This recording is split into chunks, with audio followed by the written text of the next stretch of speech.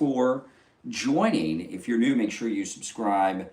We will be live on the air in about 15 minutes. I'm still setting up here.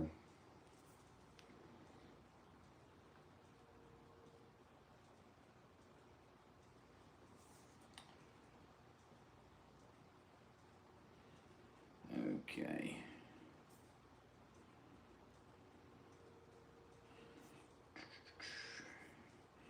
So tomorrow I'll be at the radio station. Just got an email.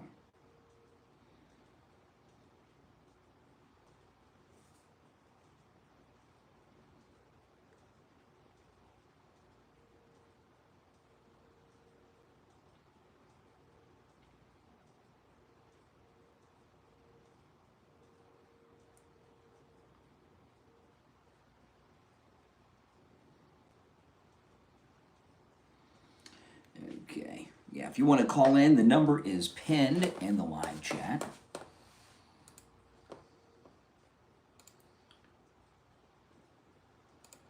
Let's see.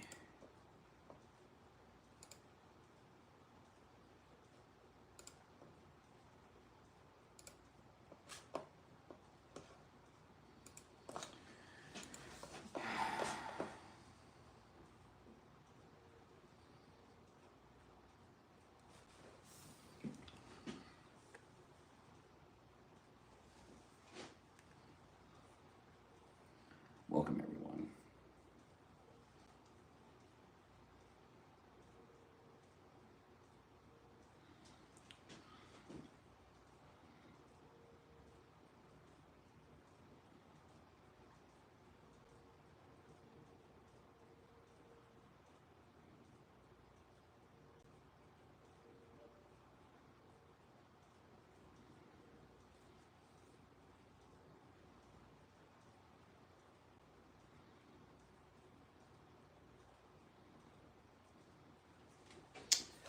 Okay.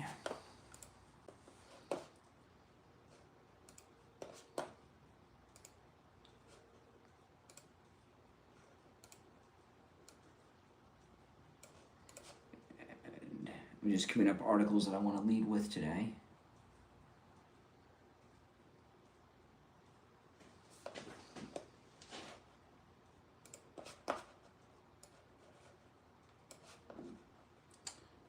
Okay.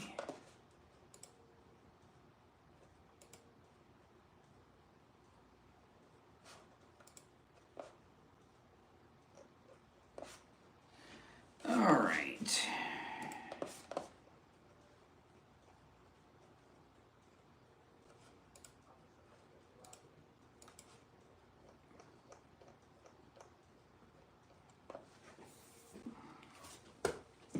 Welcome, everyone. If you're new, make sure you subscribe.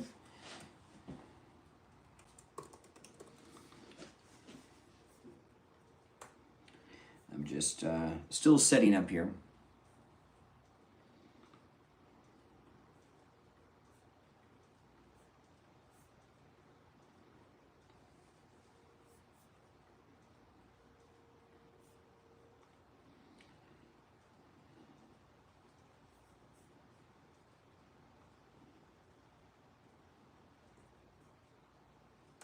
Testing 1, 2, test. Testing 1, 2, test. Oh yeah, let me plug the mic in. Hold on, guys.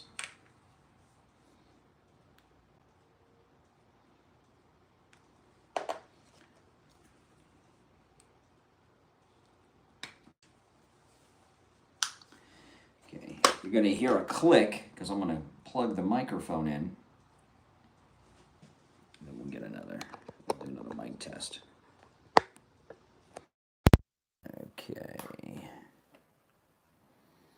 Okay. Testing 1, 2, 3. I just plugged the mic in. Let's see how the audio is.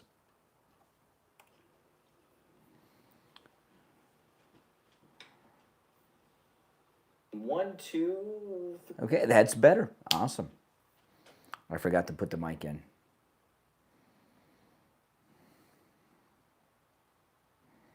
Perfect.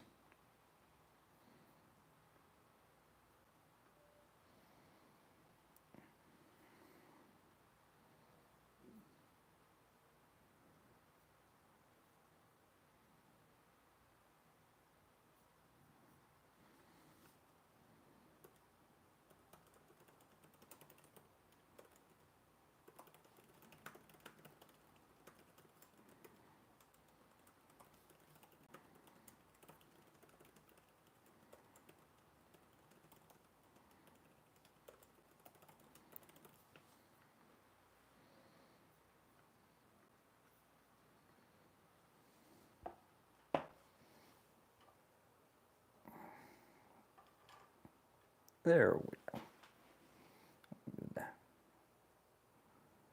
Camera up a little. There we go. We are good to go.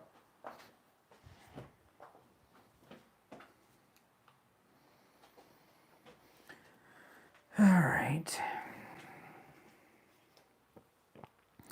We'll be live in about 8 minutes.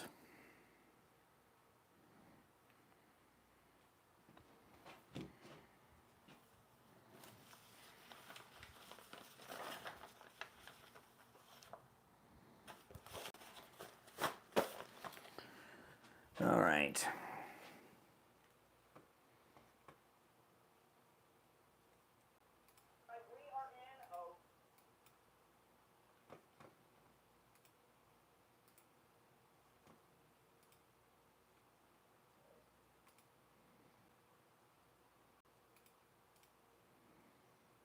Okay.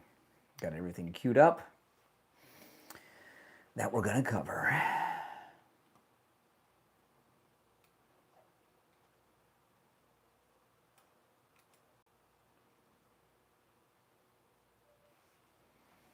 Yes, yes.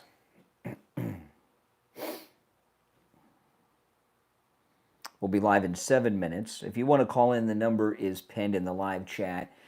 I'm going to talk about, Trump had a press conference yesterday. He laid out a lot of stuff. So in the previous stream, there's a few things I'm going to go with in the beginning. One, President Trump gave some new information on Epstein and why he tossed Epstein out of Mar-a-Lago. So I'm going to go through that. I got an article from ABC News.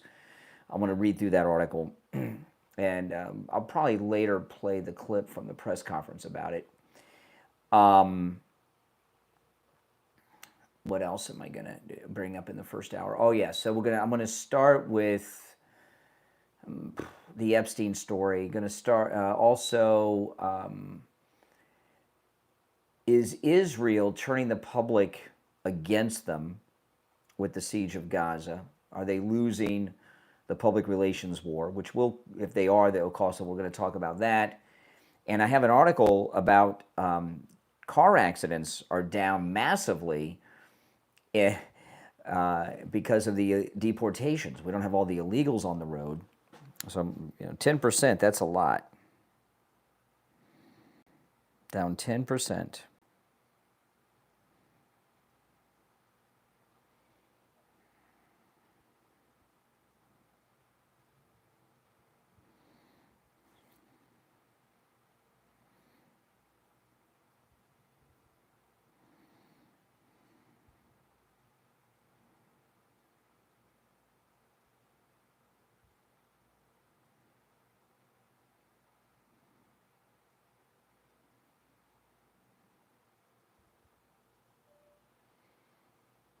I'm not doing a term paper, so citations. No, I'm not doing a term paper that I'm handing in to you, but all the articles and everything that I discuss, that I read in the news every day, I post them on my X. So if you follow me on X, all the articles are there. But no, I'm not going to give you footnotes as I'm speaking, although I might mention an article or two. If you follow me on X, you get all of the stories I've read every day, going back years and years and years and years. I keep everything up there. That's where all my stack of stuff is located.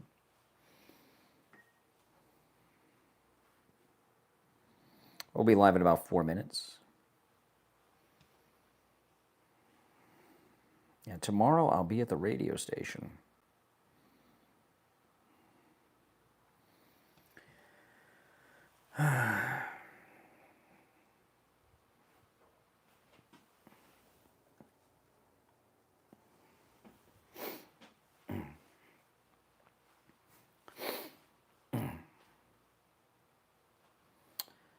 Yeah, a little more than 3 minutes, we'll be live.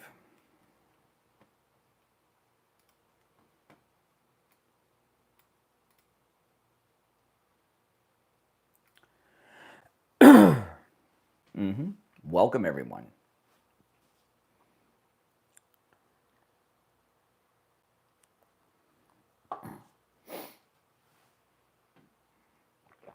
I could use a couple days off.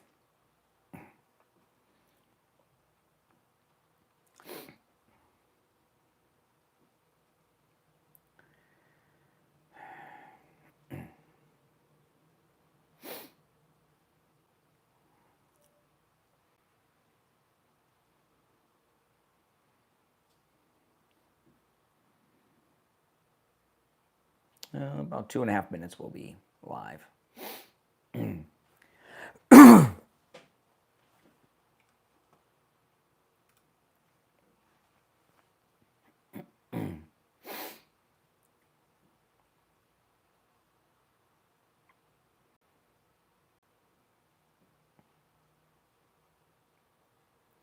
2 minutes.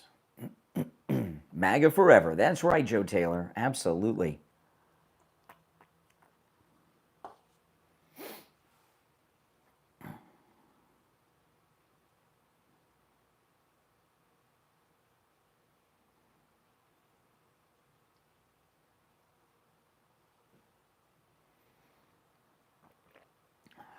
It is allergy season.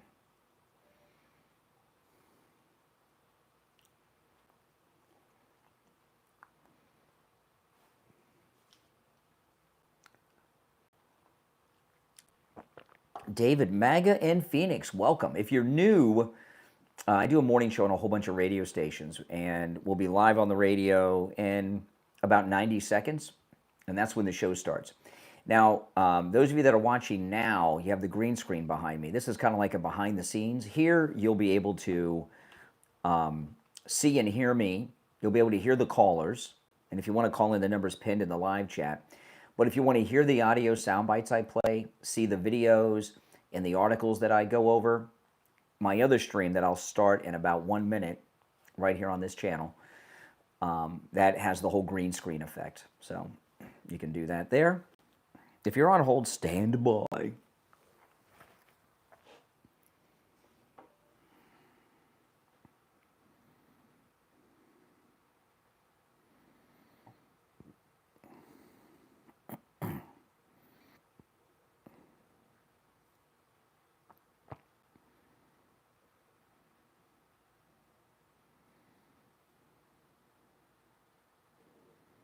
Okay, we got 30 seconds.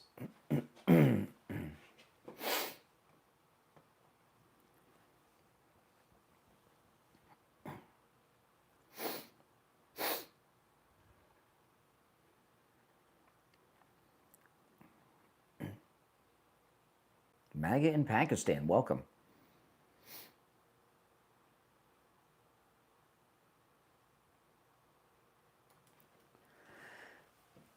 Welcome to the program, everyone. My name is Brian Craig. This is where MAGA comes to talk. You're listening to Florida's longest running radio show, the Steve Kane Show, celebrating 48 years on the radio for 2 more days, because Friday is August 1st, and that'll be the beginning of the 49th year of this radio program on the radio in the state of Florida. 49 years starting on Friday. So that's very, very exciting. And yeah, I know, it's amazing. Since August 1977. We've got a lot to cover.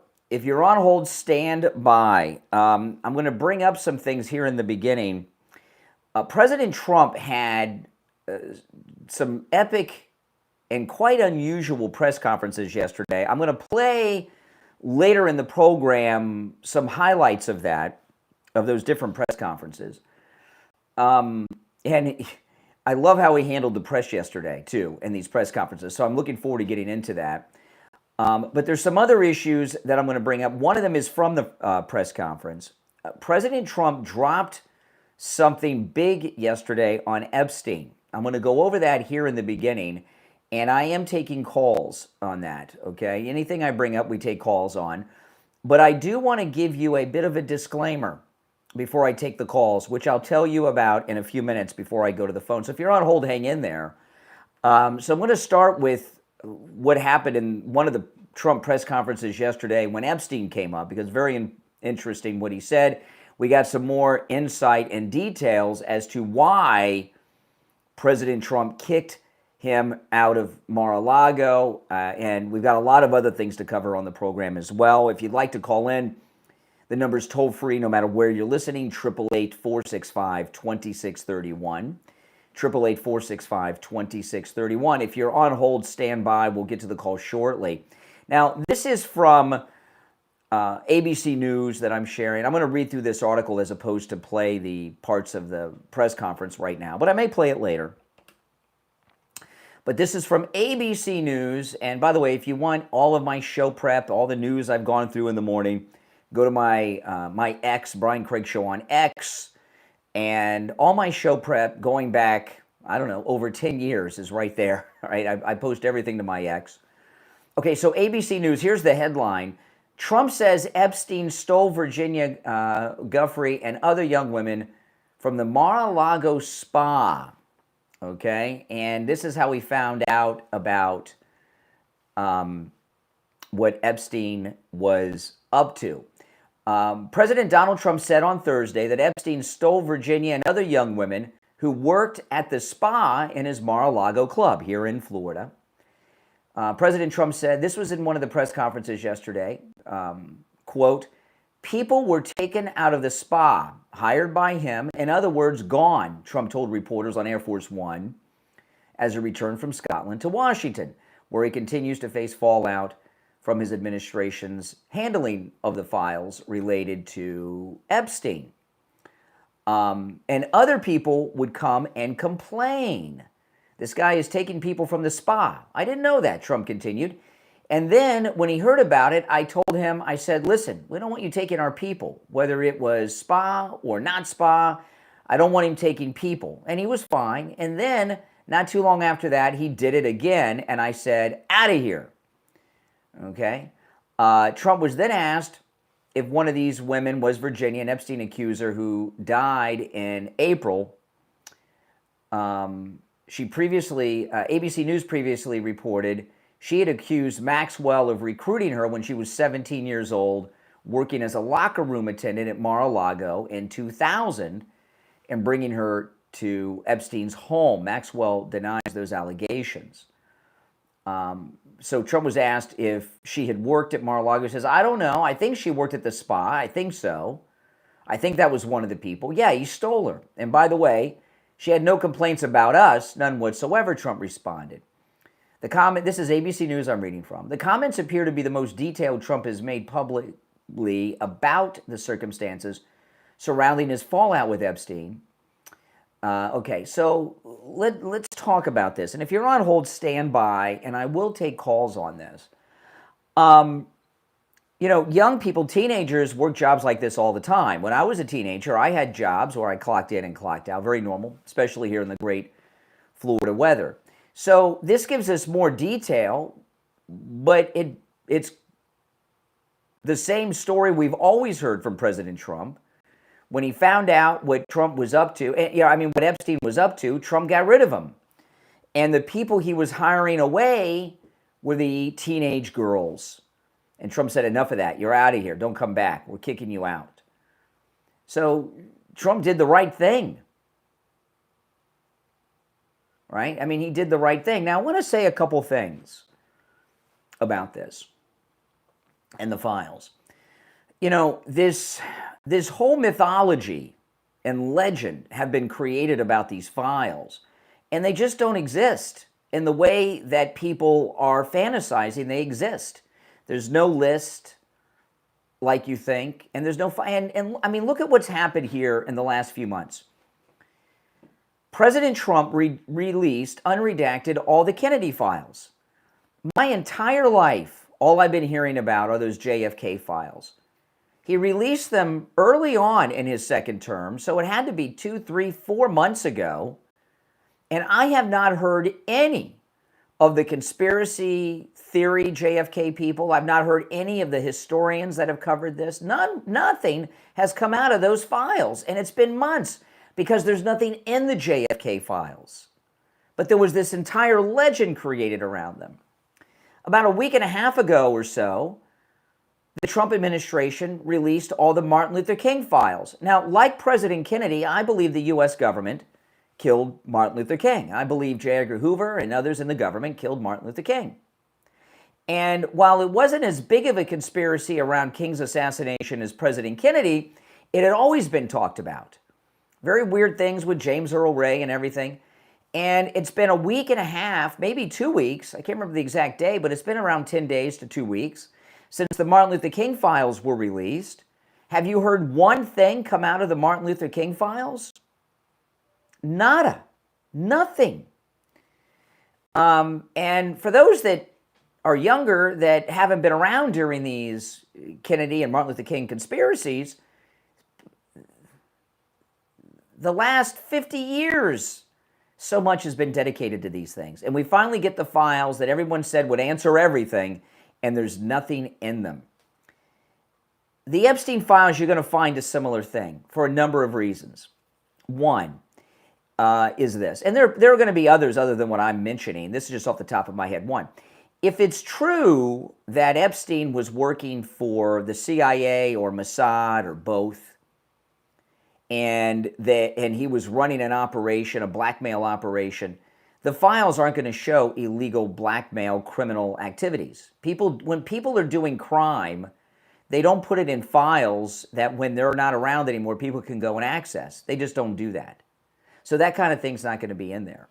Let's say that whether or not he was working on his own to get clients for the financial investments, or he was working for the intelligence agencies, and he had all this incriminating material on influential and powerful people, you're not going to find that in the files either.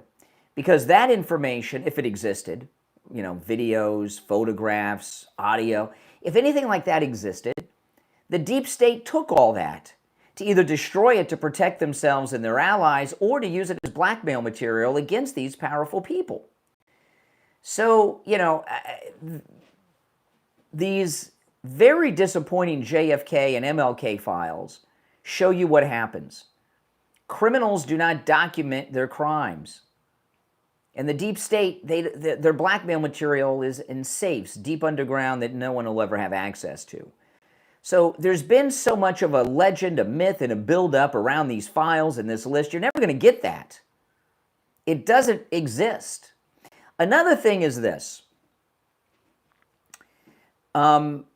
People that are all about this issue, the Epstein issue, they're never going to be satisfied. Right? They're going to go down a rabbit hole no matter what comes out, no matter what's said. There's always going to be a rabbit hole of a deeper conspiracy beyond what's ever released. They're never going to be satisfied. And another thing is this. A lot of the people that are obsessing on Epstein don't care about Epstein. They'll deny this, but they don't care. They hate Trump, and they see it as a way to smear Trump and turn public opinion against him. So there's a psyop going on with that. Now, there's probably other reasons too, but that's that. Now, I will take calls after the break on this, and I got a lot of other issues that I'm going to get into on the program. This was in one of President Trump's press conferences. This came out of the Air Force One press conference yesterday, what I just shared. And I might play the audio later, but you got the jet noises and everything. You'll hear it better just me reading what I just read than playing the actual audio. Now, I am going to take calls on this when we get back. So if you're on hold, hang in there. But there is one disclaimer. The word pedophile is not to be used, all right? For a couple reasons. It's not an appropriate word to use on the show, okay? So don't use that word. And number two, it's an inaccurate word anyway, because that refers to much younger people than we're talking about. Not that Epstein wasn't a creep and what he was doing was criminal and wrong, but it doesn't fall into that category. The category would be much younger children, but that word is not allowed, okay? It's on the list like with the profanity words. So, and so I think that's a reasonable ask from me and a concession for you to make. Now, I know a lot of you are out of control and you're obsessed with that word for some strange, perverted reason, but the P word is not to be used, okay? That's it. I do want to tell you guys, though, about Tom Laporta at Laporta Roofing, who's just incredible. It is hurricane season in Florida. And, we've had so many people that are new to Florida in the past 5 years that may not have experienced hurricane season. When we get tropical storms, okay, when you get a storm rating, what they give you is the storm is rated based on the sustained winds. So in a tropical storm, while it's not a hurricane, you still get oftentimes hurricane strength wind gust. And boy, oh boy, you'll know it when that happens. If you have a lower category hurricane, like say you get a Cat 1 or 2 hurricane, you're still going to get 3, 4 and above wind gust, like a Cat 3. In a Cat 1 hurricane, you can get wind gust that are 2, 3, 4, and even 5. So, people that are new, they don't understand. And your first line of defense when it comes to protection during a hurricane is your roof. What tropical storms are looking for, the winds, they're like a predator. They're, when I mean a predator, they're like a predator trying to break into your house because the winds are trying to break into your house. And what they're looking for is an entryway. And if you've got a wet spot on your ceiling, you got a leak in your roof, that means you've got a loose shingle or a loose tile up on your roof. That could be the entryway during the storm to get into your house. And once those winds invade your house through that loose shingle, that loose tile, or whatever other type of roof you have, that's it. It's off to Kansas. That's it. See ya in the Bahamas, okay? Because that's how you lose the roof.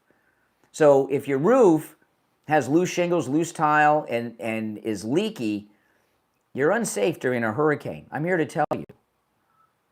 Give Tom Laporta a call at Laporta Roofing. He's a good MAGA guy. If you need a simple repair, he'll do it. If you need a new roof, of course he'll do that. He works on every type of structure, residential, commercial, municipal. He works with every type of roofing material. He also can handle the job of any size, whether it's one building, one small home, or a community that has over 300 units. Tom Laporta at Laporta Roofing can help. His website is laportaroofing.com, laportaroofing.com. Or you can call or text him directly on his cell phone, which he gives out only to our listeners, 954-604-4602. He covers the east and west coast of Florida and everywhere in between. 954-604-4602. 954-604-4602.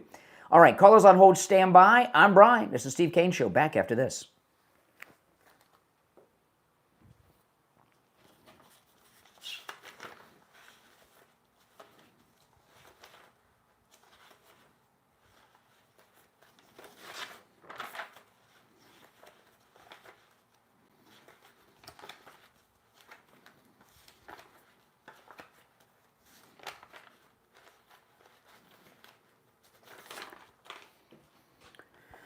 All right, if you're on hold, stand by. I'm going to go to the phones after the break.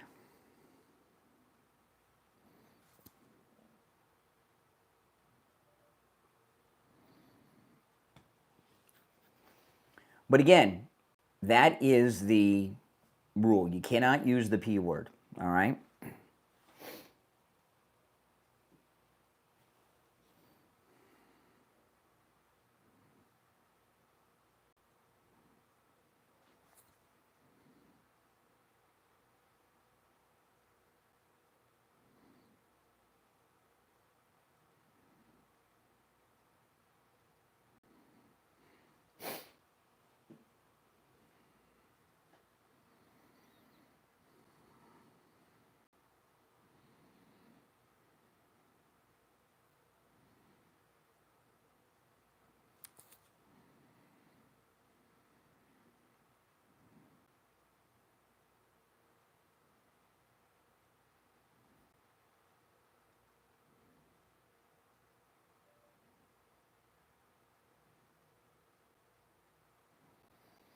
If you're on hold, hang in there.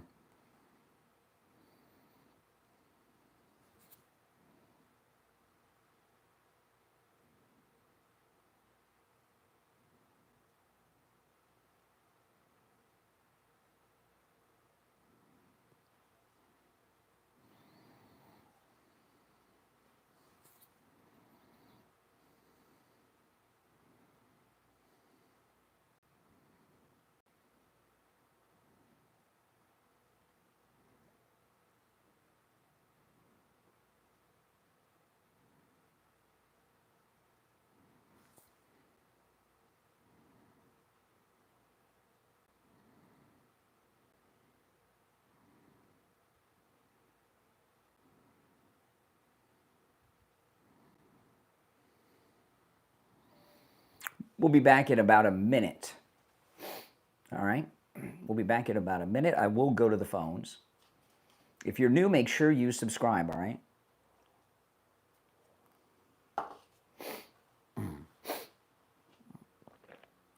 Less than a minute, we'll be back. I'm answering my text and DMs. You know, those of you that send me DMs on things, I try to respond to as many as I can. If I don't get to all of them, I do read them all, but I can't always get to all of them. So a lot of times you see me here. Sometimes I'm texting with Mike, the board op at the radio station, but a lot of times I'm answering DMs on X, on Instagram, and stuff like that. I try to answer as many as I can. If I do them during the shows, during the break, a lot of times you guys will DM me live.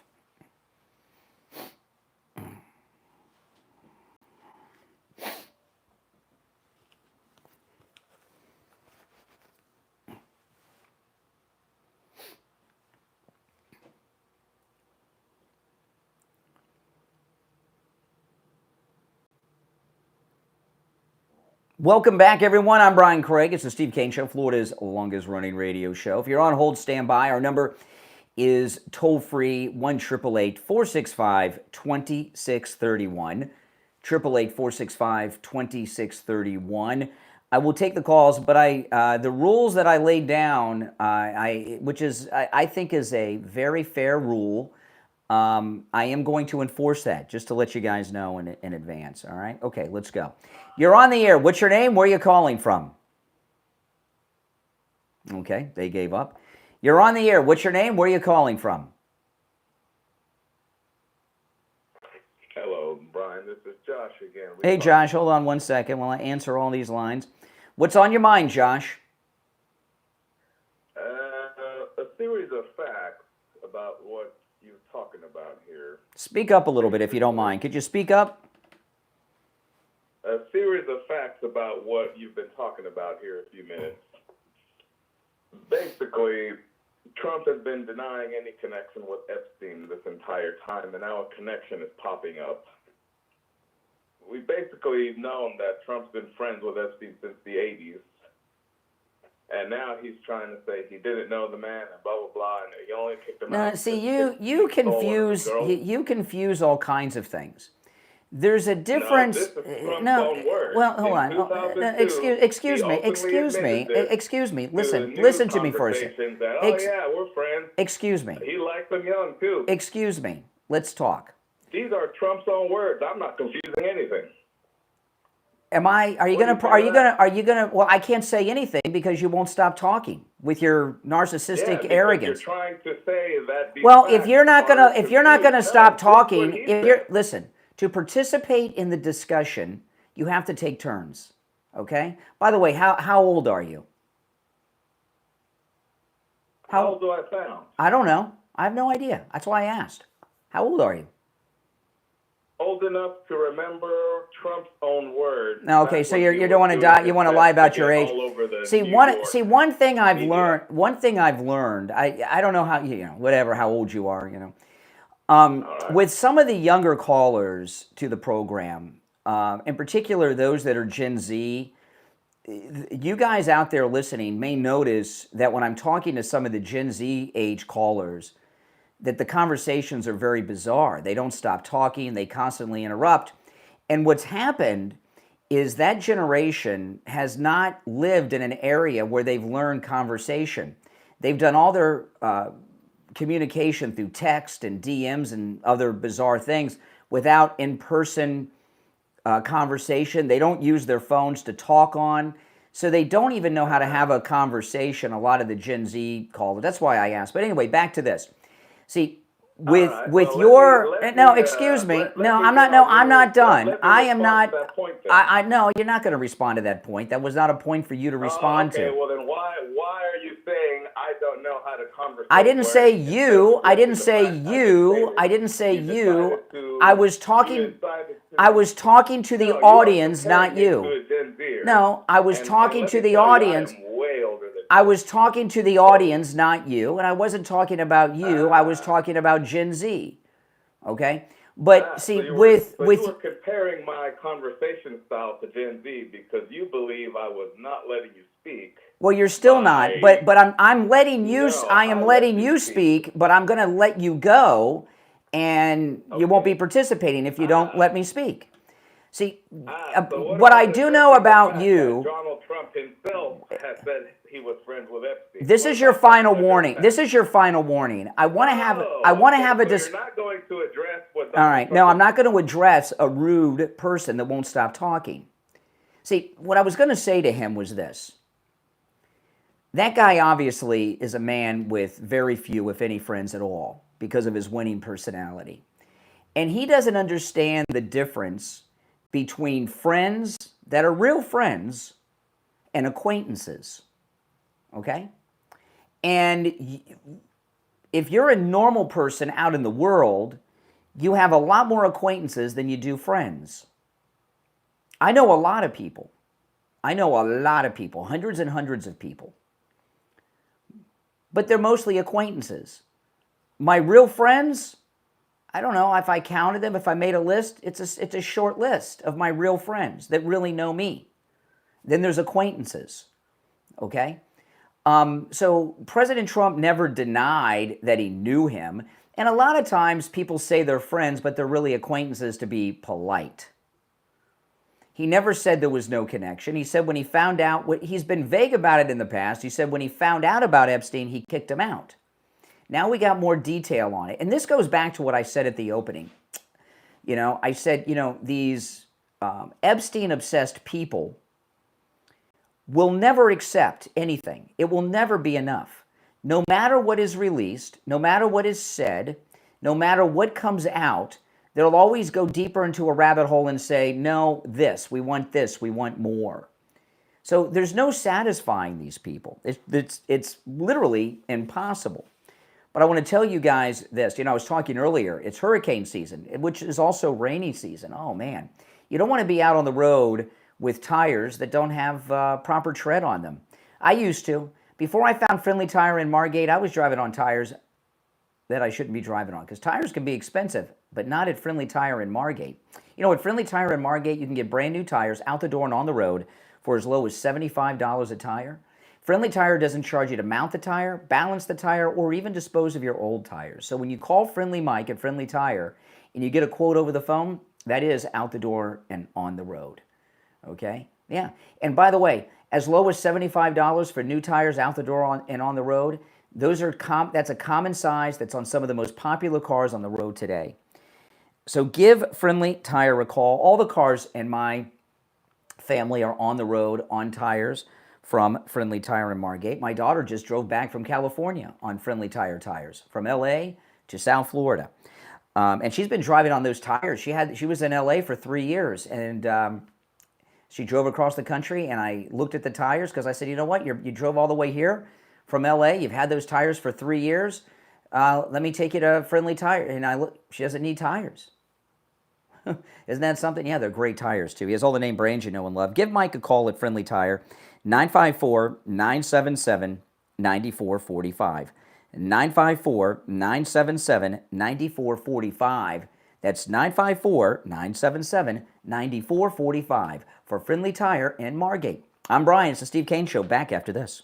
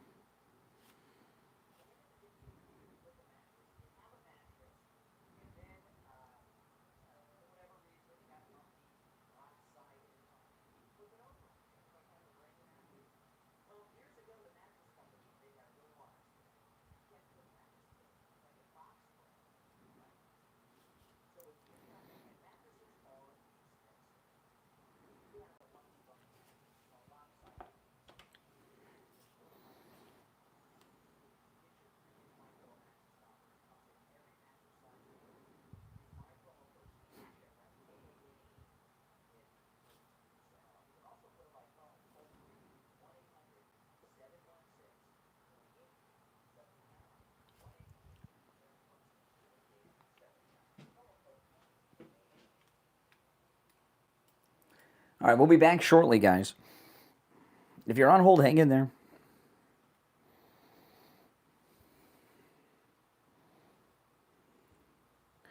Now, do you guys agree with me, though, about you got to take turns.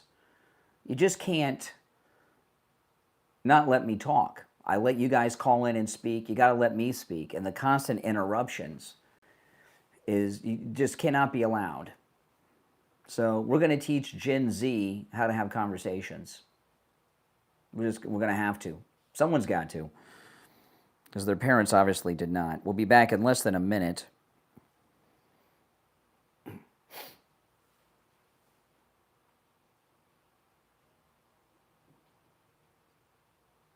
If you're on hold, stand by. I'll go to the phones when we get back.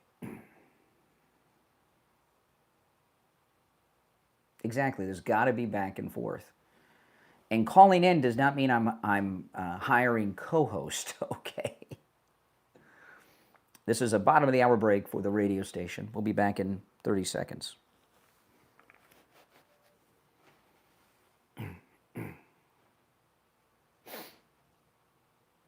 And I've got I'm not going to talk about this the whole show. I've got a lot of things to cover, which I'll get to as we go on. Stand by.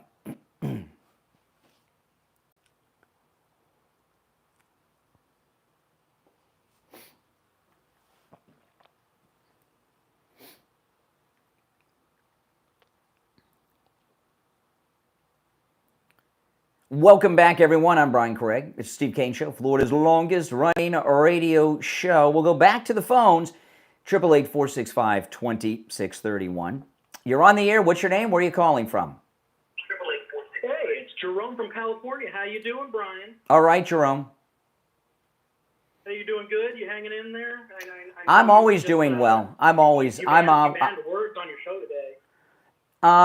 Well, see, on the radio, there are restrictions to certain languages and everything else, and it's not a big ask. You got there's rules in society, man. There's rules in society, right. But there's no rules for the elites, though, right? We're in agreement for that? There's lots of rules for the elites. Really? I mean, You defended a hebephile. Okay, so you're using there you go. You got a new word. You know, there's something about you. Excuse me. See, here goes back to the conversation problem. You know, there's a thing about you. What's your name again? I forgot your name. You can't even remember the people you're debating, can you? You liberals sound all alike to me. I think it's Jerome is your name. You sound the same. Well, I'm one. You have to remember one. No, I don't remember everyone who listens to the program. No. I just gave it to you, though. Well, whatever. I wasn't really paying attention. But there's something. You can be rude, but when anyone's rude to you, you cry like a baby. Well, yeah. I can be rude to whoever I want. You admit it. You're just a hypocrite. You're defending a hebephile, and you know you are. The problem with you. When are you going to jump to J.D. Vance? Excuse me. The problem with you that you have. J.D. Vance, you pedophile lover. Oh, you said the word. I said you can't use the word. Yeah, you're a pedophile lover. Okay, well, then you're gone. I mean, I hate to do it, but you're gone. He'll call back, but don't worry. I'll handle him. What I was going to say to him was this. See, these guys are never satisfied. What I was going to say to him was this. He loves saying these perverted words. Can you tell? Doesn't he seem to enjoy saying perverted words, our unhinged Jerome from California? You're on the air. What's your name? Where are you calling from? Russell, and I'm from Oklahoma. Hey, Russell. Bag. Okay, all right. There you go. You're on the air. What's your name? Where are you calling from? I'm a Democrat, and you like to deflect from the truth. Oh yeah, I'm so glad you called. I'm so glad. This guy. I'm so glad you called because you're the guy who called over 250 times yesterday. Yeah, let me put you on hold there for a minute. This is the guy that called over 250 times yesterday. Remember I mentioned that at the end of the show? And some of you said, "Oh, Brian, take his call. Take his call." Well, this is a call? You know, I mean, come on. You're on the air. What's your name? Where are you calling from? This is Mike from Louisiana. Hey, Mike. You know, I'm done with Epstein. Epstein is nothing but a big distraction, and it's a big hamster wheel. They want us on that hamster wheel. They want to distract us from all the winning we've been doing lately. They want us to not focus on the great possibility we have of getting, you know, some perp walks out of this coup thing that's been going on for years and years and years. Mm-hmm. It's a big distraction, and I'm done with it. Yeah. No, you're right. You're right. And, you know, one of these idiots that just called, did you hear, he during all of his use of these perverted words that he enjoys saying for some strange reason, he dropped one thing. He said, when are you going to jump to J.D. Vance? He said, I don't know if you guys caught that. He said, when are you going to jump to J.D. Vance? See, one of the things I said in the opening of the show today was most of these people that talk about Epstein, they don't care about that. They're trying to smear President Trump and turn public opinion against him. It's a psyop. And when he says, when are you going to jump to J.D. Vance, as if that's a good choice, then they'll just attack him. But when are you going to, that he blew his cover. He's a seminar caller. And the seminar callers are calling shows like this and infiltrating places all over the place, bringing up Epstein, but they don't care about that. And he just blew his cover in his rage. And unlike them, they're focusing on J.D. Vance, but they don't understand that we have a deeper bench than they do. Yeah. We have J.D. Vance, we have Marco Rubio, we have a few other people that can run for president. Okay, let's just say for the sake of argument, we do focus on J.D. Vance. And they start attacking J.D. Vance, though we still have Marco Rubio. Well, of course they will. And then they'll go after him. The left always go after whatever Republican is at the top of the heap, no matter who. This is just the way it is. And Democrats rarely care about anything they bring up. And when it comes to Trump, you know, this has been the strategy from the left, and it's a failed strategy, by the way. Trump's approval ratings are over 90% among Republicans, which is all that matters because only Republicans will support and vote for him and the people he endorses.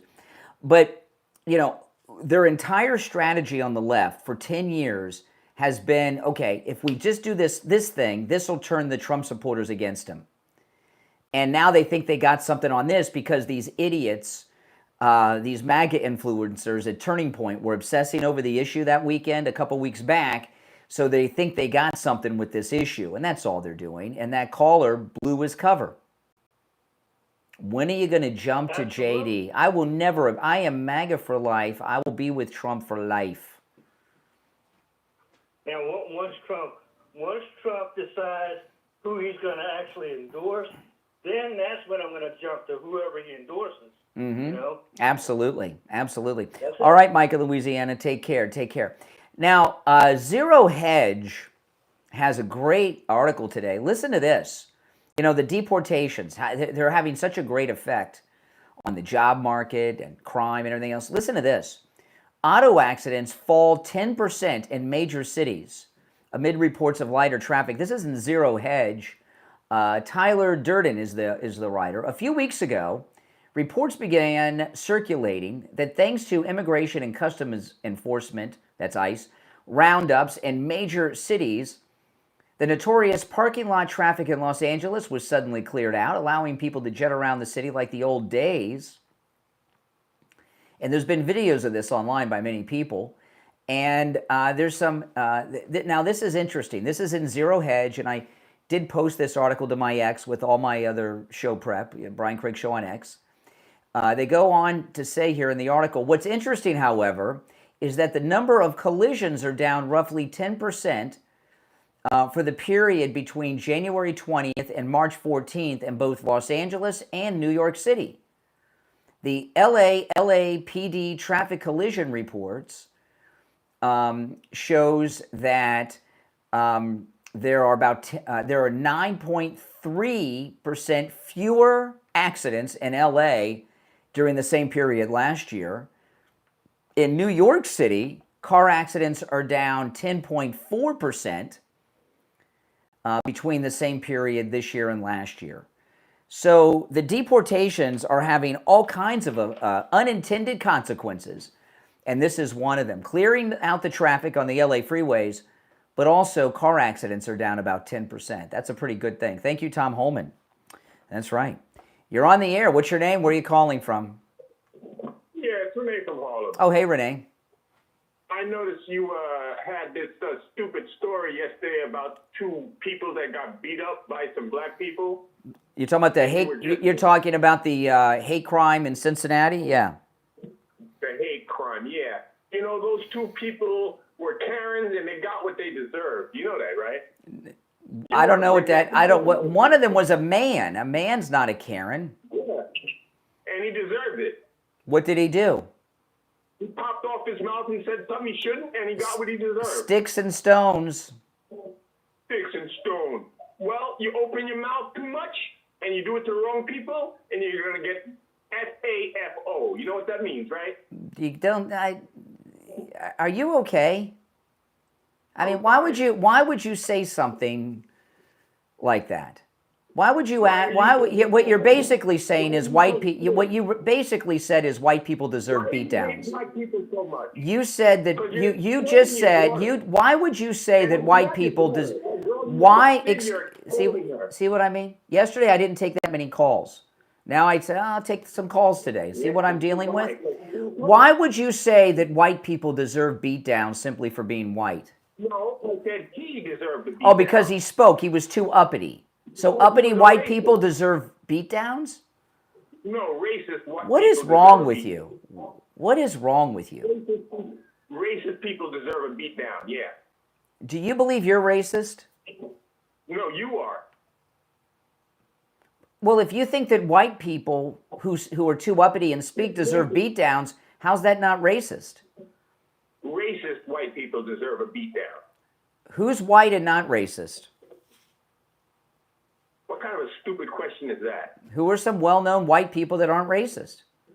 That are not racist? White people that are not racist, yes.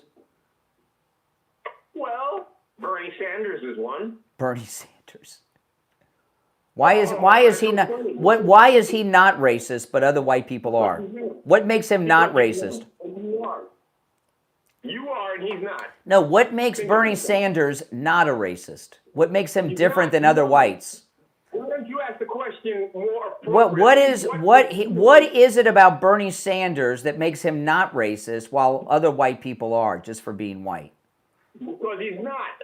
Zoran Mandani is not a racist. Zoran's not. Well, he's not white. Zohan's not white. Zohan is not white. Breanne Krieg is a racist. No, Zohan is not white. Why is Bernie Sanders not a racist, but otherwise? All right. Oh my goodness. Oh, do you or someone you know suffer from neuropathy? If so, you know it's tough. It makes life pretty rough, doesn't it? The numbness, the pain, the burning, the tingling in the hands and feet, the muscle weakness, the loss of balance, the dizziness, the falling down all the time, the muscle twitching, the feeling of pins and needles in the hands and feet, maybe no feeling at all. It's a tough life, neuropathy. But there is help. There is a treatment that works and a treatment that lasts. And they have it at Lighthouse Medical in Pompano. And Lighthouse Medical can help you with your neuropathy no matter where you're located in the United States. Even if you're local and you can't make it into their office, that's okay. They understand if you have neuropathy, it's probably hard for you to get out. They treated Steve for his neuropathy 3 years ago this month. They rid him of his neuropathy symptoms, and 3 years later, none of them have returned. Give them a call. Make sure you mention you heard about them on the Steve Kane Show so you can take advantage of the no-charge consultation. 754-222-6642. 754-222-6642. And online, lighthousemedicalcenter.com. We'll be right back.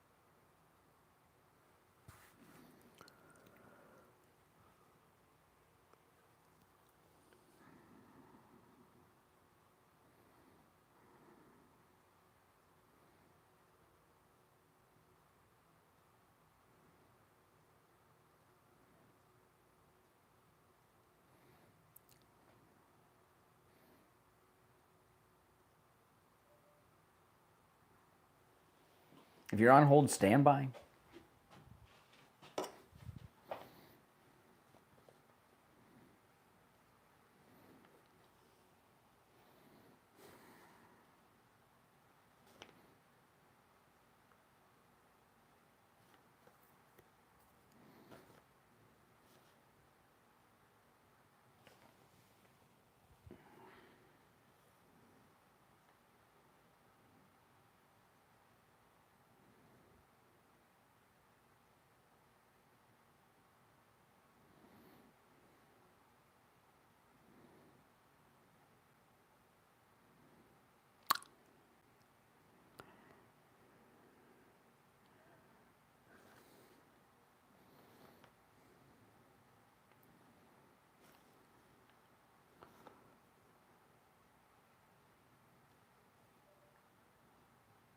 Oh my goodness. Oh, I've got to make a correction. Was that Renee from Harlem? That was Renee from Harlem I was just talking to, right? I got to make a correction when we get back on something I said. Wow.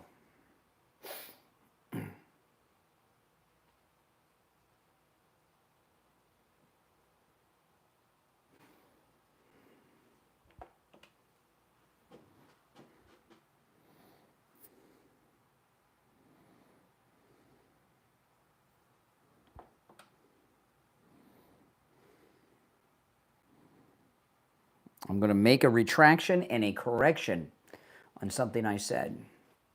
Now, that was Renee from Harlem. 30 seconds.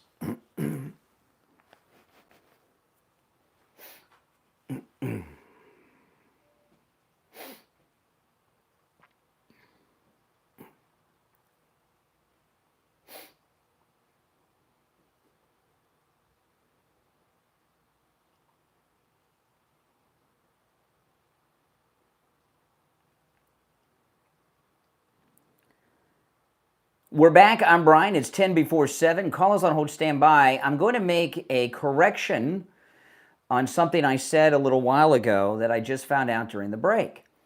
That guy that called in earlier who said, I'm a Democrat, I'm a Democrat. I said that was the guy that called 250 times, over 250 times during yesterday's show. That was incorrect. I retract that. That was incorrect. I just looked. It was Renee from Harlem. And I did not know that till after I was done speaking to him. I would have asked him about it. It was Renee from Harlem who called over 250 times during yesterday's show. Holy smokes. You're on the air. What's your name? Where are you calling from? Yeah, good morning. These crazy people that are calling you up, I mean, it's unbelievable. I mean, they got the greatest president that ever lived in this country at this point, doing everything for the American people.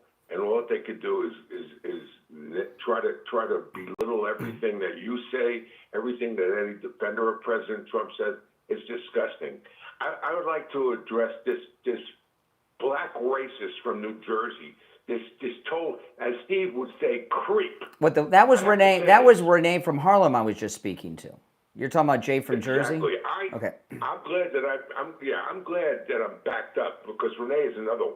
Listen, I'm going to give you a quick story. I was driving the bus many moons before the Obama. I mean, this goes back when I first started driving a bus. I'll never forget this, Brian. I was on Route 1 down by Miami Beach, and I looked at a bus full of black teenagers, and I had this one middle-aged white guy in the back of the bus saying racial slurs to these teenagers coming out of his mouth, and I said, oh, my God, there's going to be trouble. They said, don't talk to this guy. He's crazy. They behaved properly. They didn't gang up on him like a bunch of savages, which like according to Renee, that should happen. You should murder somebody if they say something. Well, first off, there are no reports that what he said is true about that couple, by the way. Even if it was true, it doesn't matter, but he just made that up. Or he's get some false reports somewhere because I've been following that story and that has not been reported. Well, the fact of that story is that this is the behavior of people, behavior of a certain group of black people, not because you have 90% are wonderful people, just like the whites. Listen, there's I would always say there's that always 90% bad of apples. whites- I mean, most of these creeps I talk to on the phone are white Gen Zers and millennials. They're lunatics. Yeah. But you know, after lunatics. on yesterday's show, there was one guy who goes and watches the Cincinnati play baseball. He won't go to night games. He says it's not safe to go to Cincinnati at night, and that's a sad thing. And then I had that audio I played on yesterday's show of the lady police chief, and she's upset at the people that videoed. She said that the video of it doesn't show it in its proper context, as if there's some justification for what happened. She's a lunatic, a Karen. Every major holiday in the city of Chicago, you know this. You said you're a reporter all the time. There's like 45 to 65, 70 people shot, and how many are dead? And that's amongst themselves. The problem, and I'll try to get to this point, because of the lack of law enforcement in these major cities,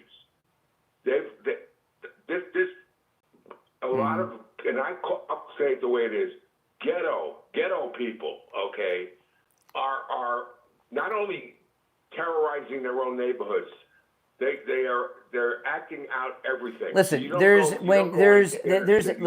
when you go to any poor neighborhood, regardless of the skin color of the people there, you're in a higher crime area. You know, and that's just the way it is. But however, the difference, the difference in let me finish my thought. It's an incomplete thought there. The difference in this instance in Cincinnati is those people that attack those white people think like Renee from Harlem, that white people deserve a beatdown, and they've been so brainwashed by the critical race theory and the Democrats that they feel that they have a duty and an obligation to do it.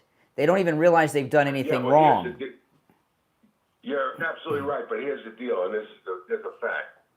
You should all go on the Brian Craig cruise, by the way, with Ian, because you got a celebrity cruise ship that there are interracial people on there that know how to behave themselves. All right, Richie. All right, Richie. I'm gonna move on. I'm gonna move on, but I do appreciate the call, Richie's. I don't need Richie to give his race there. You're on the air. What's your name? Where are you calling from? I'm Jared Layton. I'm calling from Washington. All right. Washington State or Washington D.C.? Yeah, the state. Okay, what's up? Not much. I was listening to your radio show. I'm up late. I'm the kind of person who likes discussing things with people. I do a lot of my own, thinking and processing, but you yourself are an echo chamber, so you got to test your ideas by bouncing. I'm an echo chamber? I'm not an echo chamber. Not you, sorry. Not you, like yourself, your own ideas become an echo chamber. You have to talk to people to test them out. Okay. And see how they work. I wasn't calling you. I was saying if you're doing that and then you keep it to yourself, you're an echo chamber. Okay. But you got to talk to people to put your ideas to the road, you know? Mm-hmm. So I wanted to ask you a couple questions before we get too deep into this. Are you a Republican voter or a Trump voter? Did you? It's the same thing. Did you key in on Trump? It's the same thing. I've been voting Republican. I've been voting Republican for a long time before Trump came down the escalator. And I have some regrets. I have some regrets. Republican, so if you vote for him, you have to vote Republican. What I'm saying though is, did you key in on something about Trump, or was? No, I was voting Republican long before Trump came down the escalator. Although I have some regrets over war criminal Bush and Cheney and things. But yeah, I've been voting Republican a long time. I appreciate your honesty on that. I served.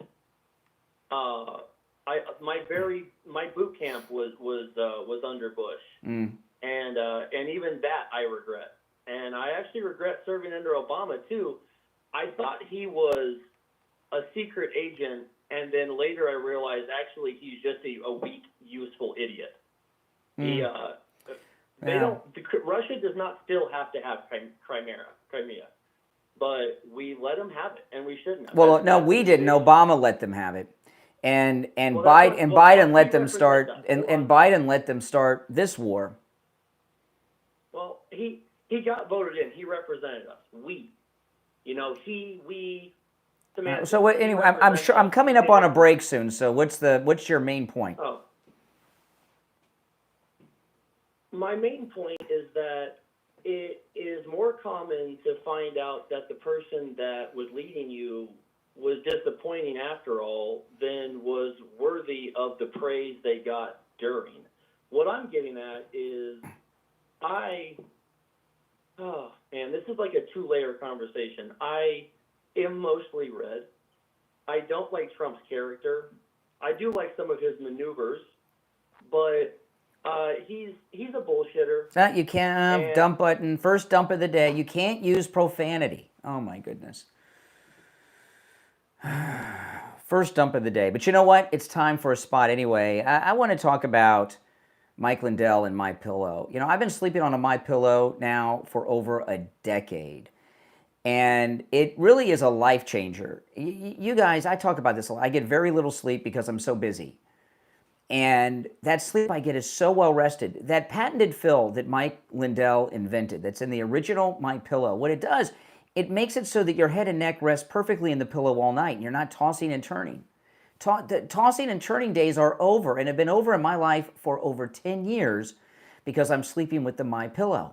The MyPillow that started it all, that I sleep on, is a beautiful, perfect pillow, and I've tried them all, the gel, the bamboo, the foam, the this, the that. There's nothing like the MyPillow. And with our promo code Kane at checkout, Kane, you can get the MyPillow that started it all for less than $20. Pretty good deal, huh? Yeah, these are wholesale prices because all these big stores kicked them out. So now you're getting wholesale prices. That first MyPillow I got that I still sleep on, I paid $65 for that. You can get it for less than $20 with our promo code Kane at checkout, Kane at mypillow.com. Sleep great just like I do for the rest of your life. Get yourself a MyPillow that make great gifts to for less than $20 with our promo code Kane at checkout, Kane at mypillow.com. 1 hour down, 2 to go. Calls on hold, stand by. We'll be back right after this.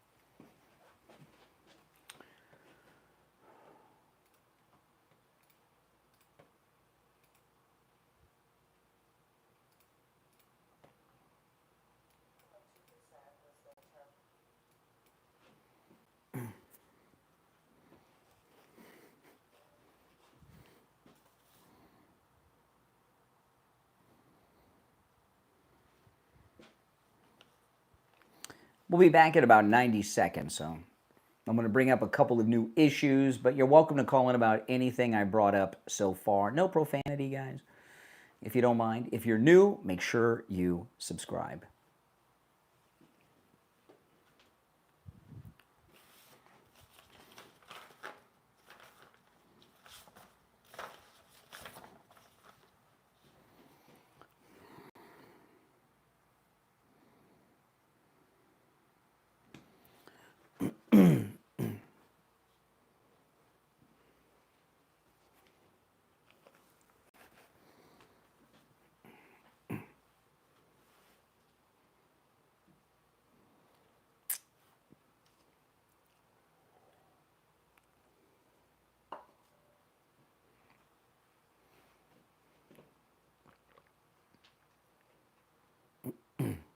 About 30 seconds, we'll be back, guys.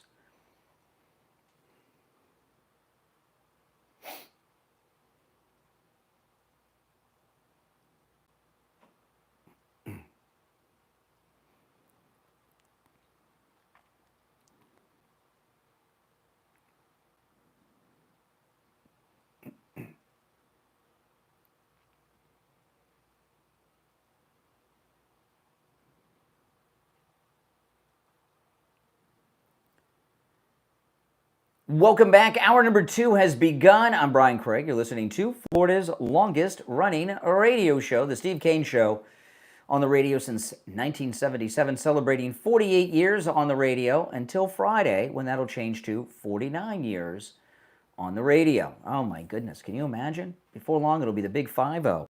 Welcome. If you're on hold, hang in there. There's a few other stories I want to bring up. This one, you know, President Trump back from Scotland making these great trade deals with the EU.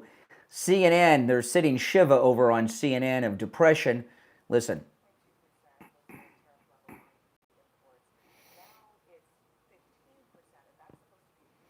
It is 7%.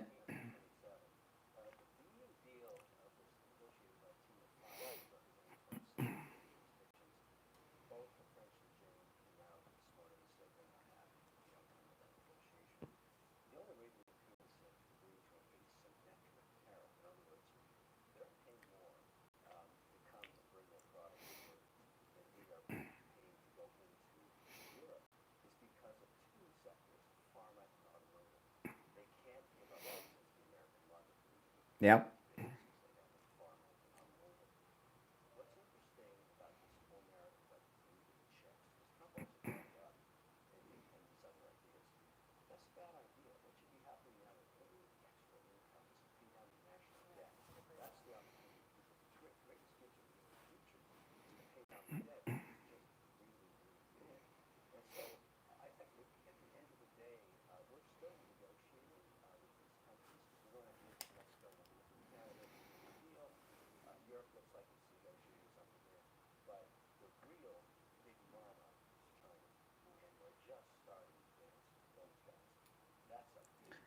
Okay. Now a couple things. That's Mr. Wonderful from Shark Tank. I like him. He lives down here. He's a good guy. I'd like to meet him. I go out in some of the same circles. I've never bumped into him. Maybe one day I'll bump into Mr. Wonderful. But you can tell they're very depressed over on CNN around Mr. Wonderful over these great trade deals. But I wanted to ask you this. You know, Mr. Wonderful, who's a billionaire, I understand his underwear costs more than whatever the rebate will be.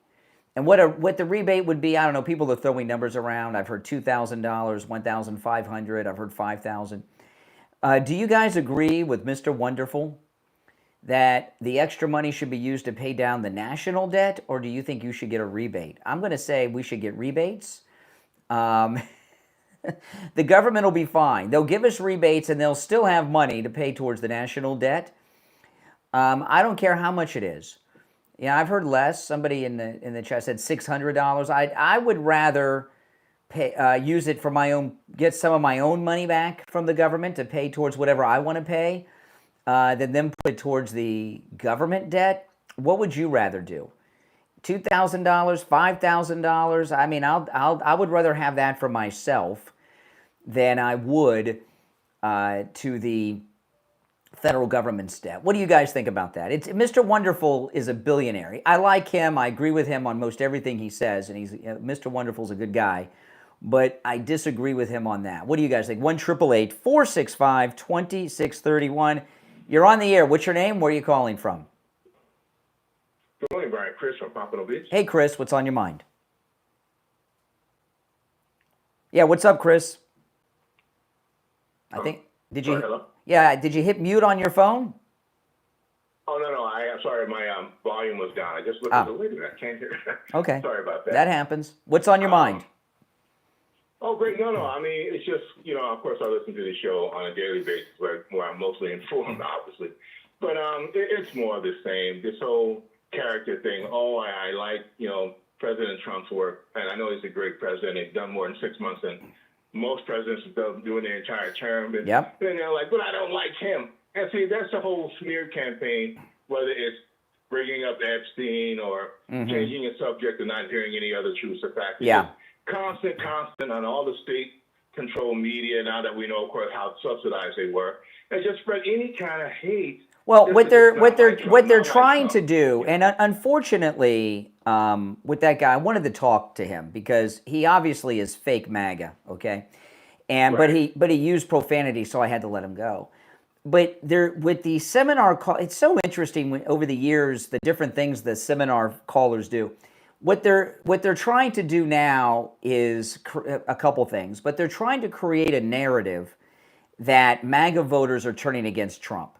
So you get all these people that claim to be MAGA, lifelong Republicans, all this nonsense, but they don't like Trump anymore. And there is no one who is a MAGA person who was turned against Trump. I'm sorry. If you know somebody who was that, they were fake MAGA. There is no true Trump supporter who's turned against him. His approval numbers are in the 90s among Republican voters. It's just a lie. Exactly. I mean, they at least know enough to know that the man is doing an outstanding job. So, I mean, look what you get from Democrats. They're mostly career politicians. They get the little prerequisite law degrees so they can move around, whether it's judicial or Senate or any place like that at higher if they can get there. But they're do-nothing people. And they're typical politicians when they make their little promises because they have no platform to run on. And then they get there and disappoint. Well, one of the fake MAGA people slipped in the first hour. They were, and I opened the show saying that a lot of these people that are obsessed with Epstein are fake MAGA, okay? And they don't care about Epstein. Sure. They just want to smear Trump. And the guy said to me in his little fit, he says, "When are you going to jump to J.D. Vance?" He said. He slipped. So he doesn't care about Epstein or any of that. He just wants to smear Trump. And if we all jumped to J.D. Vance, they would just start smearing him too. They'd say, "Oh, he was defending Trump with the Epstein." Come on. Just call in and admit that you hate Trump, and then we can talk. But I'm above all that. I care about the Epstein victims. Give me a break. Yeah, and this whole business that Trump is cocky, and it should have to be. Like President Trump said, get used to winning. Listen, most of the best athletic or winning and confident people, they trash talk a little bit, especially in sports. And that's just the confidence and that willing to win. And listen, President Trump is the best thing. And I almost hate that the Democrats benefit just as much, if not more, than the Republicans. Mm-hmm. I wish they would suffer a little bit more and continue to pay high prices for gas and food and everything else that President Trump is helping with. Yeah. And our safety. Yeah. And I wish the criminals would come to their neighborhood and harass them because they act like they don't like President Trump's job. Exactly. Well, they actually never really talk about his job, just his personality, which is ridiculous. Well, I think his personality's fine. I have no problem with his personality. You need confidence. Mm-hmm. And he knows what he's doing. Mm-hmm. He, like you said the other day, he's results-driven. He's a gentleman. Did you see yesterday? He's such a gentleman, President. He opened and held the door open for one of his Secret Service agents yesterday. You ever see a president do that?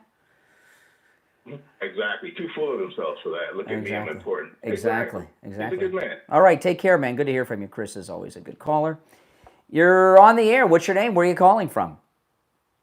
Good morning, Conservative Doug. Hey, Doug. I'm thinking about what you said about getting a rebate. It's a nice idea, but, think about this.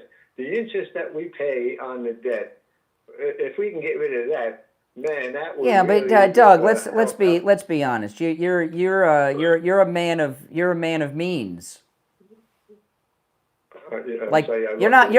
I said you're a man of means. You're not as rich as Mr. Wonderful, but you're doing all right. Yeah. Well, listen, I like money. I love money. I wouldn't mind getting it. If you mean to tell me, let's just talk about this, okay? You mean to tell me that if we were going to get $5,000 rebate checks, you would rather not? You would turn that down. You would rather it go towards paying off the national debt as opposed to having $5,000? Oh, $5,000, man. It's to turn down. Yeah, I wouldn't turn down $5,000. No, if it was $500, if it was $500 or $600, I'm not. It'd be. But if we're talking $5,000, would you turn down $5,000? they're talking about $500-600. So $500 or I'm thinking $600 is be that- gone before before you get to the bank with the check. But Yeah. So, listen, I'm thinking that if we can pay down the damn debt, then they can lower the taxes, and we'll have a lot more money every year in our pocket, and it'll be a much better saving. You make a good point, because you pay taxes. A lot of these people don't pay taxes, right? They pay payroll taxes, not income. You pay income taxes, right? I know what you mean.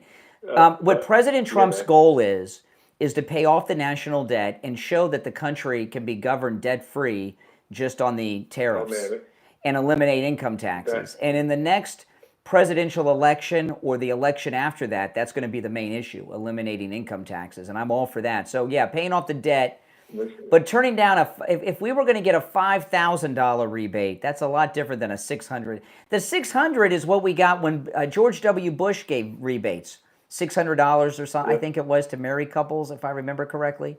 I'm not talking about $600 bucks. I'm talking about $5,000. Yeah, well, I don't think it's going to be 5,000, but because giving everybody in the country 5,000, that's a lot of money. That's a lot. We'll see. We'll see. The last thing I want to say before I go is, I think all these liberals, I think are possessed. I think we need an exorcism. They're possessed. They're possessed. I can't figure it out, man. How could they possibly be this dumb? The evil has have taken them over. Just they don't want guns. They don't want guns. What's wrong with guns? Guns save people from evil. So look, a good guy with a gun stopped that criminal at the Target over the weekend, right? Exactly. But they don't want to get it through their head. They're complaining to me yesterday. Oh, are you ready to stop with the guns yet? I said, really crazy? The guns are protecting people. Why would you want to help evil take over? So only want evil to have guns? We have to have guns. These people just don't get it. There was a book years ago put out by one of the Second Amendment advocates. I can't remember their name offhand, but it was called "More Guns, Less Crime." Was the title of the book? More Guns, Less Crime. There you go. That's 100% correct. I say it's people who kill, not the gun. But and it was also interesting. It was a good guy with a gun who was black who stopped a bad guy who was white with a knife, right? Yeah. Exactly. Yeah. You can't stop the evil, and that's what I'm saying. And anybody who's for this. Now, I want to ask you guys this too. This New York shooter, witnesses said he was yelling "Free Palestine," and the building that he hit was target number 5 on the global Intifada target list. They're telling us now that he was trying to attack the NFL, that he believed he was an NFL player who had brain damage. Do you buy that story, or was it an Islamic terror attack, and they're covering for Zohan because Zohan's Muslim? What do you think? Islamic terrorist attack guaranteed. Absolutely. Absolutely. An attack on the NFL? Are you kidding me? Yeah, and he's white, and he's this. Yeah, I know. First he was white, now it was an attack on the NFL. Give me a break. All right, Doug, appreciate the call. If you're on hold, stand by. I want to talk about the free doorbell camera offer from Slomin's. With the doorbell camera, you get a notification anytime there is movement at your door. And it's a great thing to have. And you can get one for free that connects directly to your cell phone with the installation of your Slomin Shield. Slomin's is also going to give you a free customized home security system and professional installation when you use their low-cost central station monitoring. You get an LED touchscreen, a motion detector, 10 contacts, a lifetime warranty, a backup battery, plus you'll receive a free doorbell camera with the installation of your Slomin Shield. Give them a call right now, no matter where you're located. Toll free, 833-283-5050. 833-283-5050. That's 833-283-5050. If you're on hold, stand by. I'm Brian Craig. It's the Steve Kane Show. Back after this.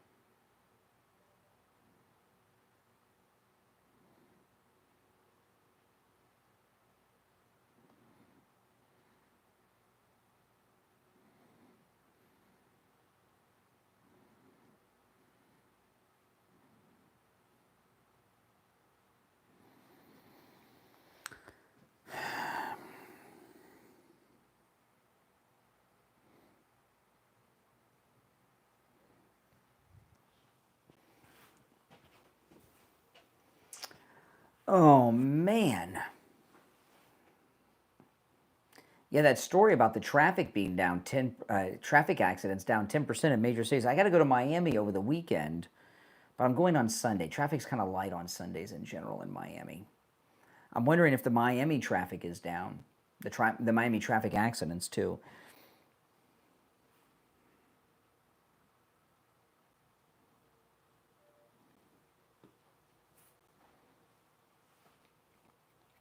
I don't know.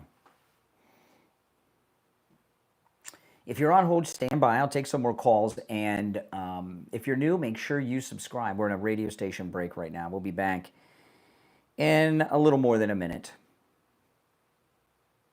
I watched a movie last night, my wife and I, as I was going to bed, that I had not seen in years. And it's a cheesy movie, but I like it, from the 80s, starring the great underrated actor Tim Thomerson, Trancers. Anybody ever see Trancers with Tim Thomerson? I love Tim Thomerson. Great actor. And that's a good movie. The sequel, not so much, but the original Trancers, Helen Hunt's in it.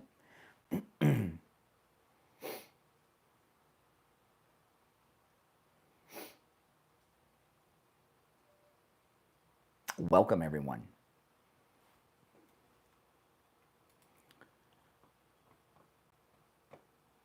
Did it sign me out of X? No. And don't forget, guys, join us on our MAGA cruise in March on the Celebrity Beyond. Remember, right now we have a few cabins left at the 2019 prices. Call Ian at Cruise and Travel Depot, 561-244-5779. 561-244-5779.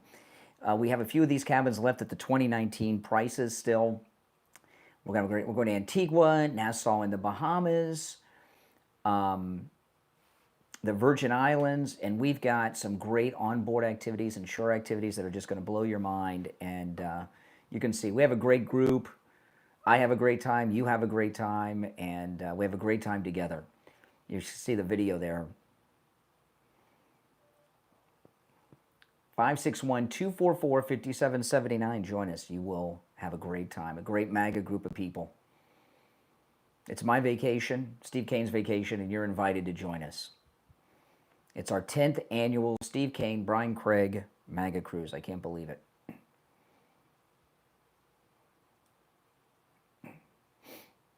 Fancy food.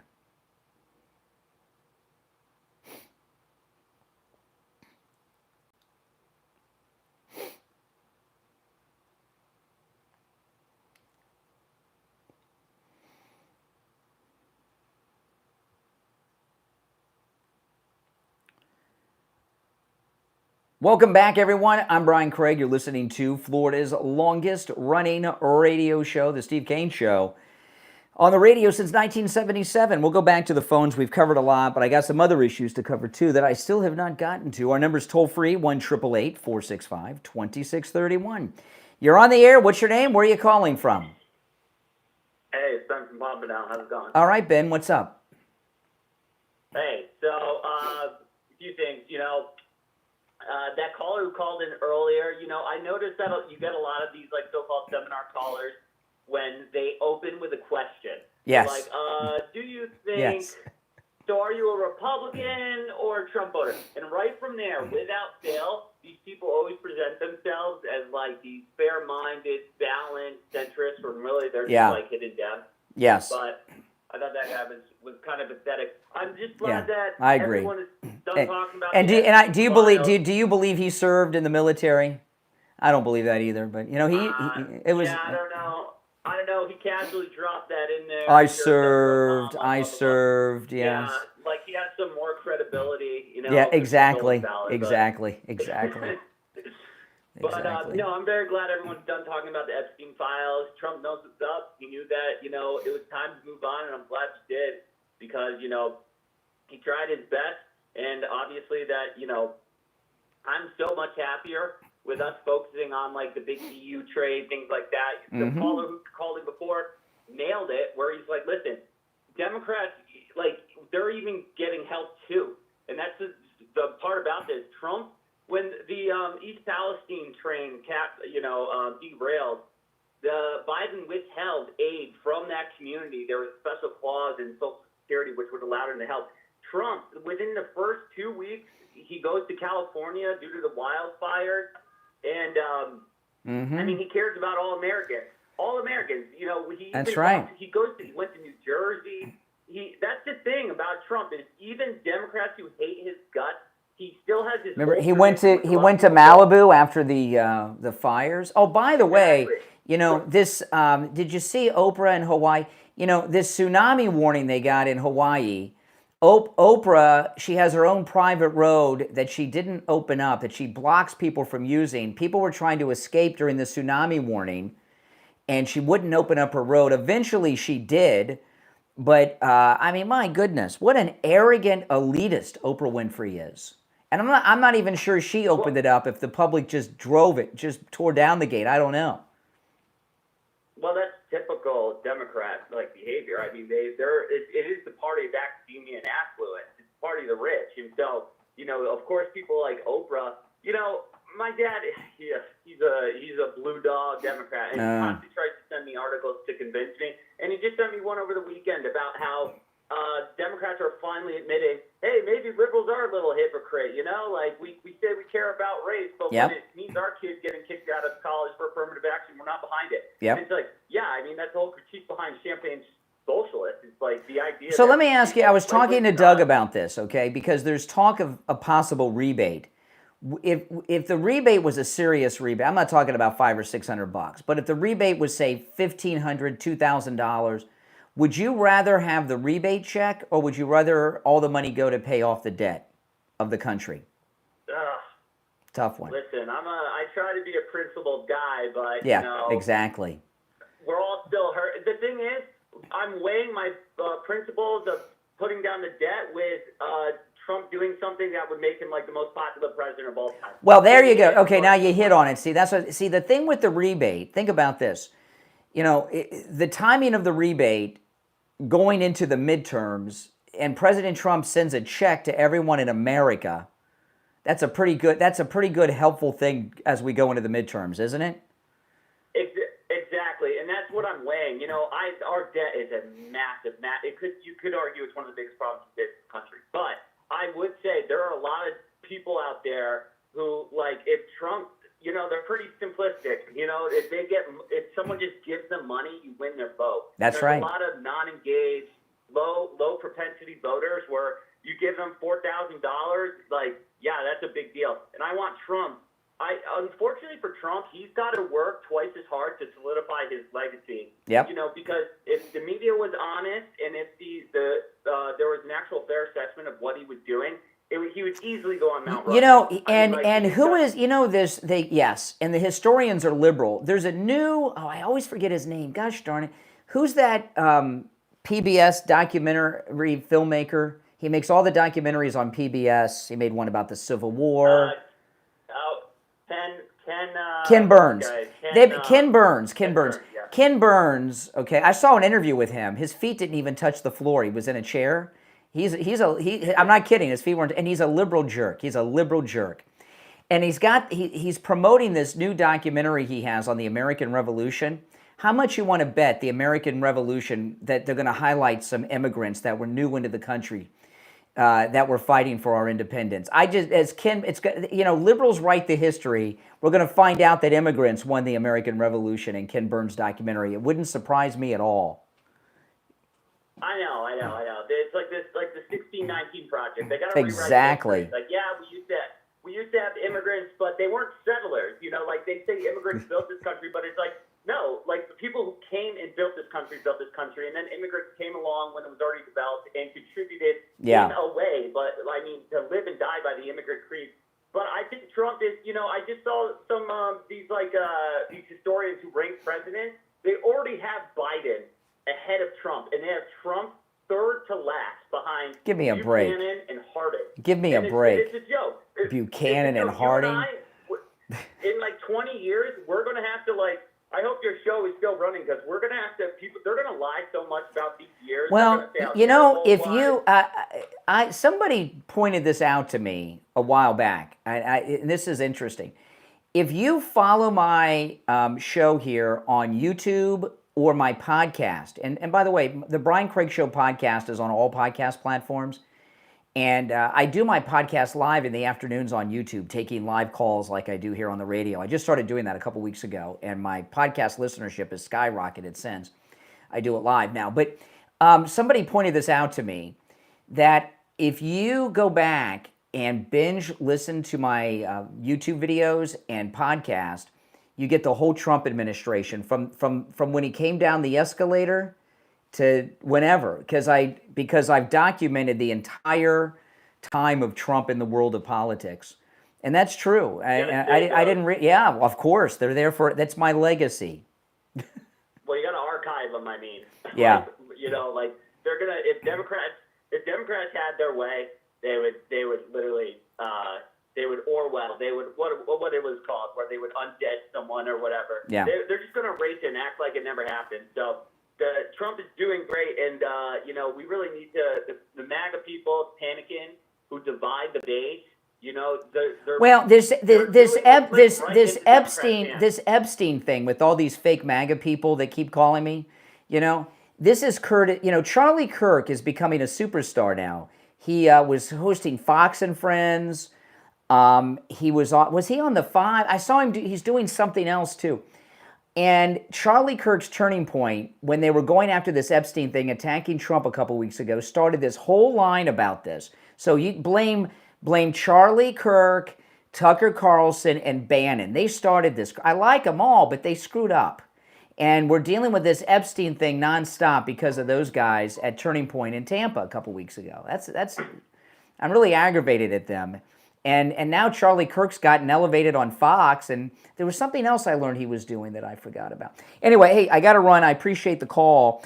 I want to remind you guys, the MyPillow that started it all, that I've been sleeping on every night for over a decade, you can get the MyPillow with our promo code Kane at checkout, Kane at mypillow.com for less than $20. This is the lowest price ever, less than $20. I paid $65 for mine over a decade ago, and now you're getting wholesale prices under $20.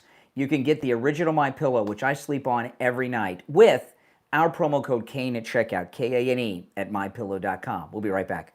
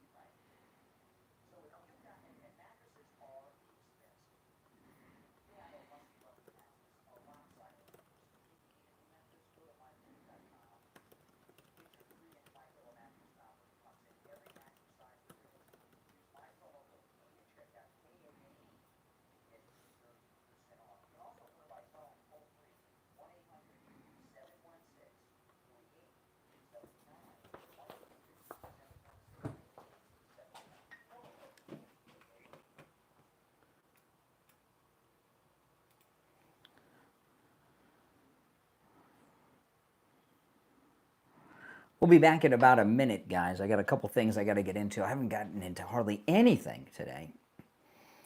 If you want to call in, the number is pinned in the live chat. If you're on hold, stand by.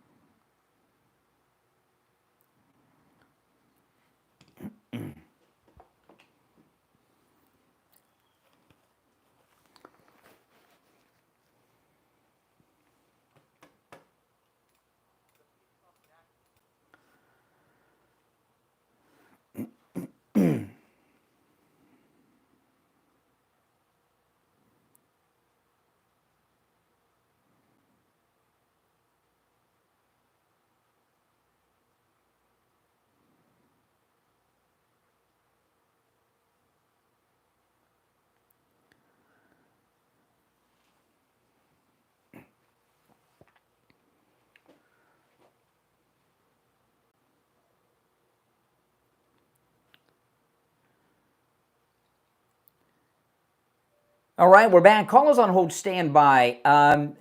The great James O'Keefe, he's awesome. Do you guys love James O'Keefe? James O'Keefe is absolutely amazing, and he dropped something yesterday, and the media just don't want to report what he does, but it's self-explanatory and it's short. Listen, this is the great James O'Keefe.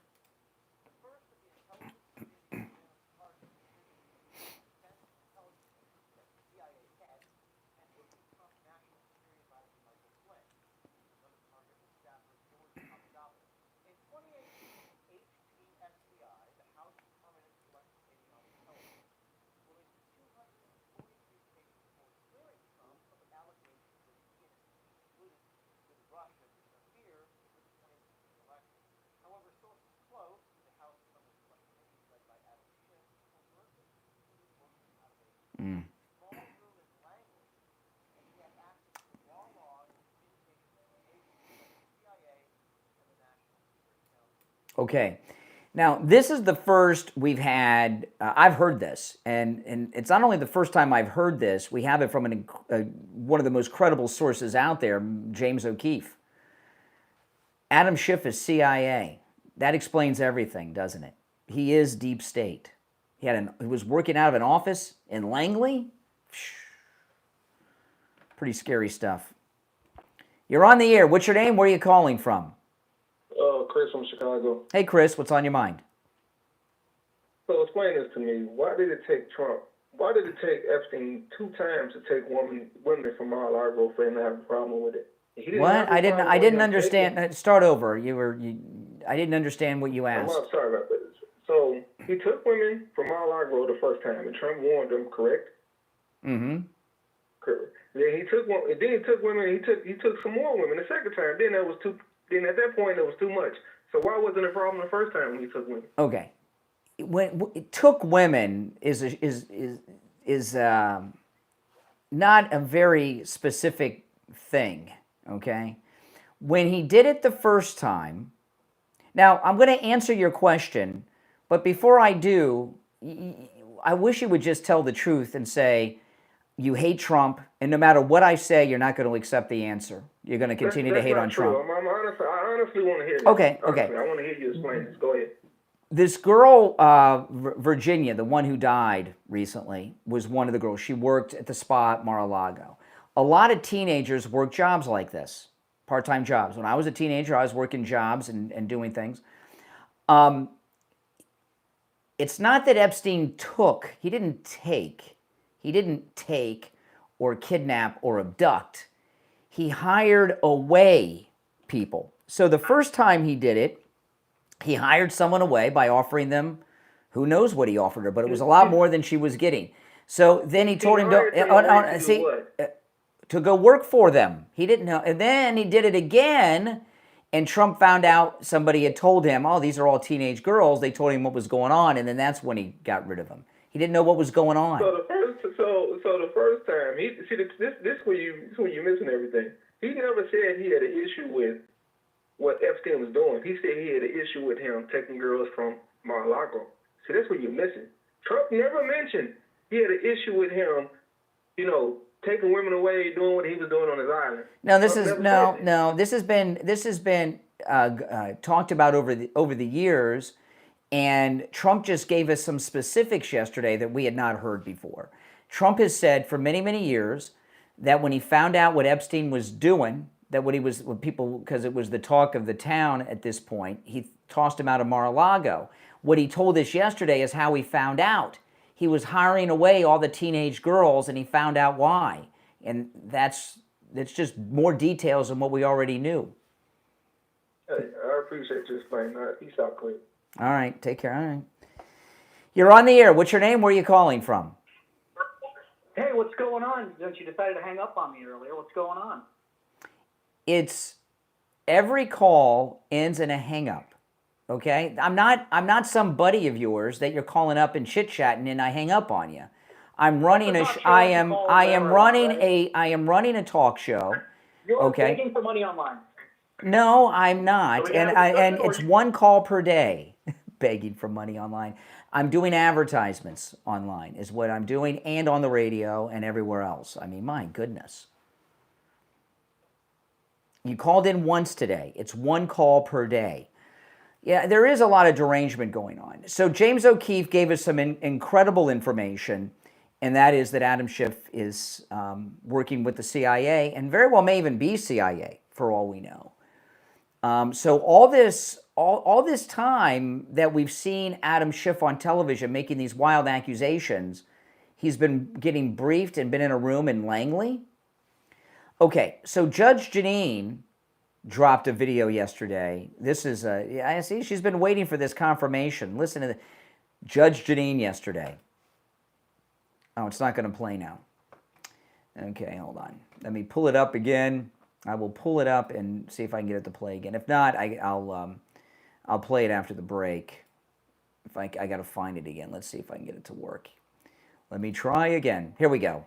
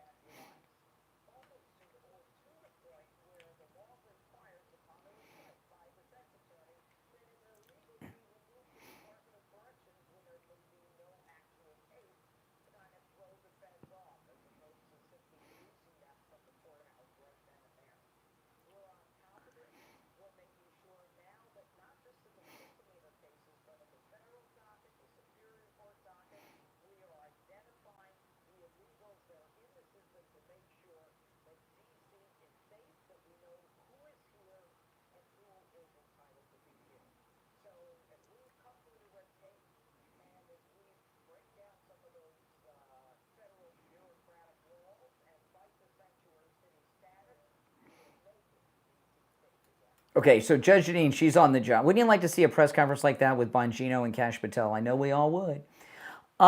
This isn't, see, the blue city of D.C., their mayor and city council are very weak. They're very weak. They really don't run the city. It's run by the federal government. There's a very weak mayor, a weak city council. And they've been allowed to run amok as if they really run the city, but no. In fact, there's a congressional committee, which is, of course, all the committees are Republican-led. There's a congressional committee that they answer to. I'm not sure who the head of that committee is. They used to be in the news a lot during the Marion Barry days, but I don't remember the crackhead mayor. So I don't know who is on that committee or who chairs that committee today, but I'm sure it's somebody we're familiar with. At least I would hope. So Judge Jeanine has a lot of federal authority over what would be considered the local city justice system in New York. Because it's controlled by the federal government. And the reason it was set up under the supervision of the federal government is you don't want to be able to have a mayor and a city council that have authority over the Congress and the president. So they're a figurehead mayor in D.C., a figurehead city council. They think they're all that, but they're not. And when Judge Jeanine starts going through the jails and picking up the illegals there, even on misdemeanor cases, this is going to be a beautiful thing. I can't wait. Now we're finally getting everybody in place. It's taken a while, but we're getting everyone in place 6 months in. It takes time. We all have a TikTok attention span, right? So, and I do myself. I think one of the reasons I don't watch so many movies anymore is because they're too long. My attention span, the attention span of the entire country is very short now because of social media. And we want everything done in 3 seconds, and that's just sadly how not everything can work. But she's going to start doing the round. I was telling you guys yesterday, there was a shoplifter in Florida, and the cops told her they're going to turn her over to ICE. She said, "You can't do that. I got kids here. Those days are over. Take your kids back with you to wherever you're from." All right. If you're on hold, stand by. My name is Brian Craig. It's the Steve Kane Show, Florida's longest running radio show. We'll take our last break of the second hour and be right back.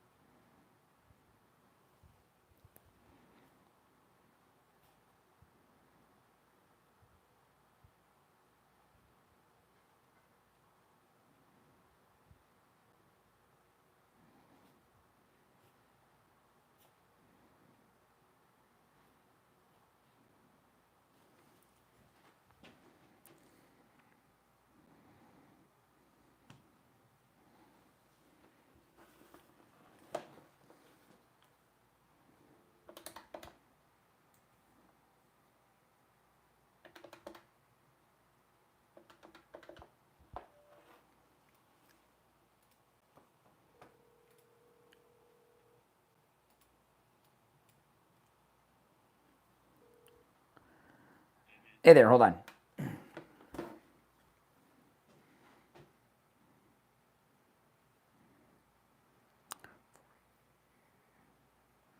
We'll be back in just over a minute, guys. Just over a minute.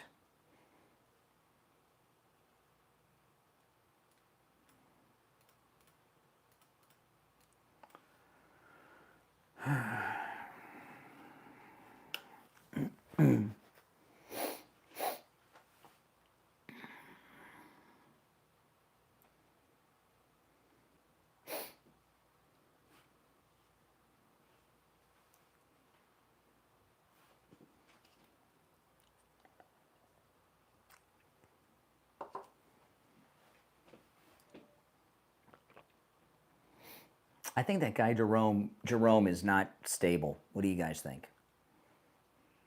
I don't think he's stable. The way he talks, he sounds crazy. What do you guys think? Does he sound nuts to you?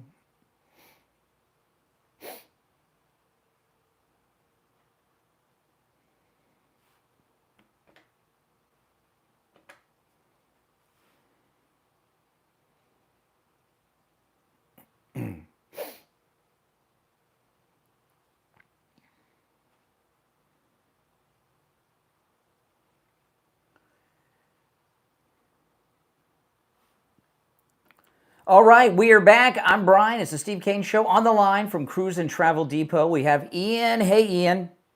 Hey, good morning. Hey there. Now, for those that don't know, Ian is the travel agent behind all of our cruises as we approach in March our 10th annual Steve Kane, Brian Craig MAGA Cruise, the original MAGA Cruise.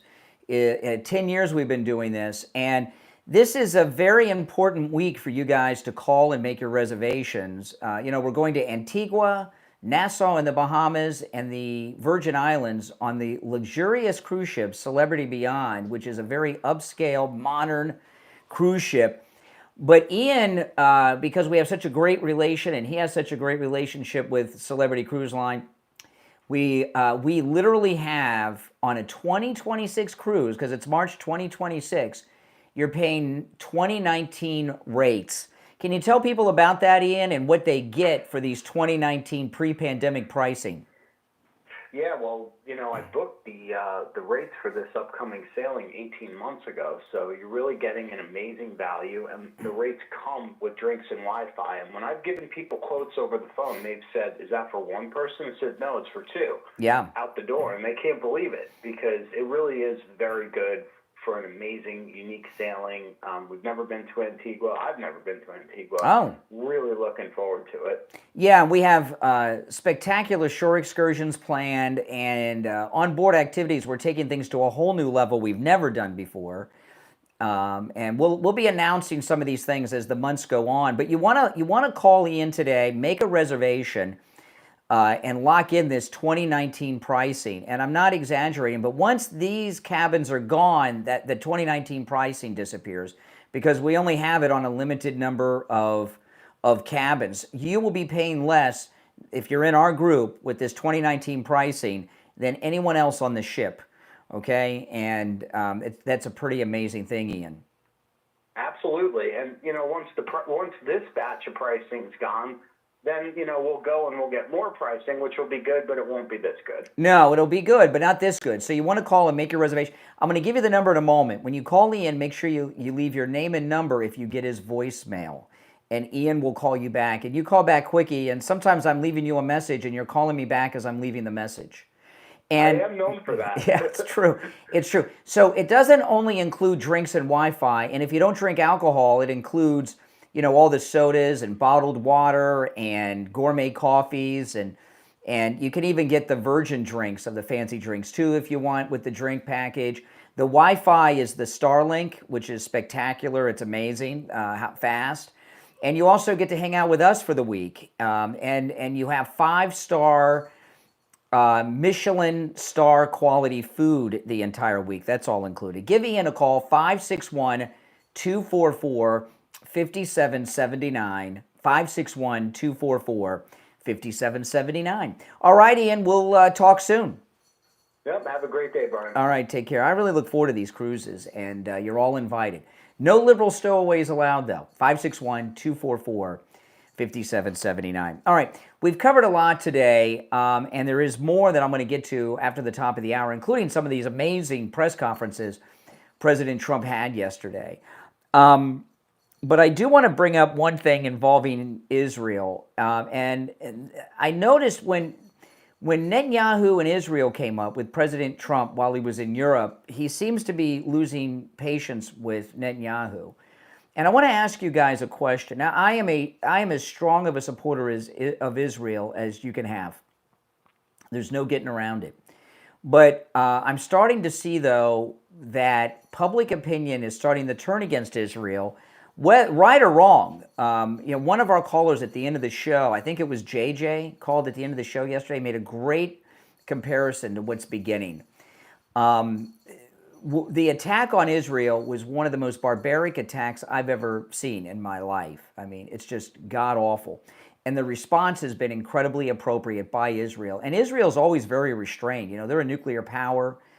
They have a very powerful military, and they could do a lot more damage than they do. They show a lot of restraint. However, whether the stories are accurate or not, whether it's right or wrong or not, this siege of Gaza seems to me, in the media war, they're losing Israel, Netanyahu are losing support. I'm seeing it, and it pains me to say that. And what JJ said at the end of yesterday's show is that it's almost like what happened to the United States in Vietnam, right? You know, we lost the media, public relations battle in Vietnam, and the public turned against us.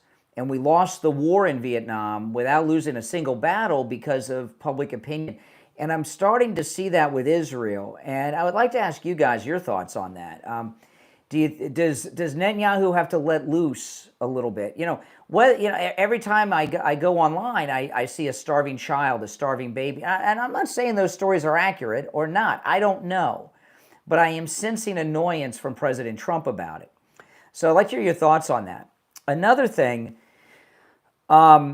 this earthquake in Russia is almost the worst, most severe earthquake, I'm not sure how you describe it, ever recorded. The worst was a 9 on the Richter scale that hit Japan a few years back. But this one, they're saying, was 8.8. That's pretty rough. The damage inside Russia, we don't know at this point. How many people affected, we don't know at this point. We may never know. You know, but an earthquake, you can't help an earthquake. An earthquake's going to happen, right? I mean, it's an act of God. And we don't want it to be bad. I mean, we don't want people to lose their lives, and we don't want damage. But, you know, an earthquake that's 8.8, they're talking about tsunamis. Although I keep hearing the tsunami warnings without seeing the tsunami. You know, early this morning, I was watching a local news station in Hawaii, and they had a camera on the beach, and the surf went out, and they were like, "Oh, there it is! It's going out. Is it going to come back?" I mean, there seems to be a lot of wishful thinking for a tsunami by the media. Shame on them. I mean, remember, the real tsunamis are pretty bad, and we don't know what's going to happen here. But do the media seem to want a tsunami? They want that visual for some reason. But anyway, this earthquake in Russia that caused the tsunami alerts, whether or not the tsunamis come, hopefully they don't. If the damage is bad, if this earthquake was not at 8.8, hit a populated area and did damage, and was not in the middle of nowhere, because Russia's a big, big country. When the Soviet Union was intact, the Soviet Union took up 1/3 of the land of the planet. I mean, that with the Soviet Union. Modern day Russia, I don't know what percentage, but they had 1/3 of all the land when it was the Soviet Union. No wonder, you know, Putin wants to put it back together. But if the earthquake caused a lot of damage and they need help, maybe that would be the opening to end this endless war. All right, let's take some of these calls. Our number is 888-465-2631. You're on the air. What's your name? Where are you calling from? Hey, good morning, Brian. It's Greg. Hey, Greg. What's up? Listen, I agree with you. Israel's got to turn around this PR, nightmare that, everyone's buying into it. Well, when you see poor kids starving, how could you not, right? Exactly. Whether or not it's true or not, even if it's propaganda, they're losing the PR war. Yeah. Yeah. And definitely. And obviously Donald Trump can't get Netanyahu to do. Trump underestimated all these leaders. From Putin to Netanyahu. He thought he was going to be able to get things turned around. They just listened to him, and guess what? They said no, thank you. Well, with Netanyahu, my thinking with the way I see Netanyahu these days is he's been prime minister off and on since Clinton was president, and this is probably the last time he's going to be prime minister. And because not just because of his age, but he's got some legal problems and everything in Israel. And he's becoming, Captain Ahab, with Gaza and Hamas being Moby Dick to him, it seems a lot. I mean, it just seems to be an obsession, and he doesn't seem to be too rational, in my opinion, and open to reason. And Trump seems very annoyed with him. Oh, most definitely, because he's not listening to him. Mm-hmm. But another topic, in a serious way, why do you think President Trump would throw out that comment after weeks of Epstein conversation that he stole young female workers from his spot. Why would he all of a sudden say that when he hasn't said it for weeks? I don't know. He's just, President Trump just says what's on his mind. He says whatever he's thinking, and he said it. I don't think there's much reason either way about it. You know what? I think if he would have said that comment 2 weeks ago when this whole firestorm started, say, listen, I didn't like Epstein. I eliminated him from my club. He took employees from my, Mar-a-Lago. That's not how I took it. This was an addition to what he said. He said he hired away the teenage girl, then he hired away more, and then somebody told him what he was up to when he hired more away. I mean, that's it. I mean, But don't you think, listen, they're in those same circles in Palm Beach. Don't you think President Trump heard Epstein was like, had an island and, flew girls A lot out of there? people have You don't think islands. he ever heard about David Copperfield had an island. A lot of rich people own No, islands. I'm not saying the island in itself. People, listen, there were rumors about Epstein. Johnny Depp owned an island, right? And maybe he still does. I don't know if he lost it. Yeah, but they're not balling young girls out there. Yeah, but no, you don't know until you know. You don't know until you know. And when people are, I got to run for the top of the hour break. I'm out of time, Greg. But we only have 5 seconds left. So if you're on hold, stand by. I'm Brian. You don't know till you know. And people hide when they're doing creepy, illegal things at that level. It's the Steve Kane Show. 1 hour to go. We'll be right back.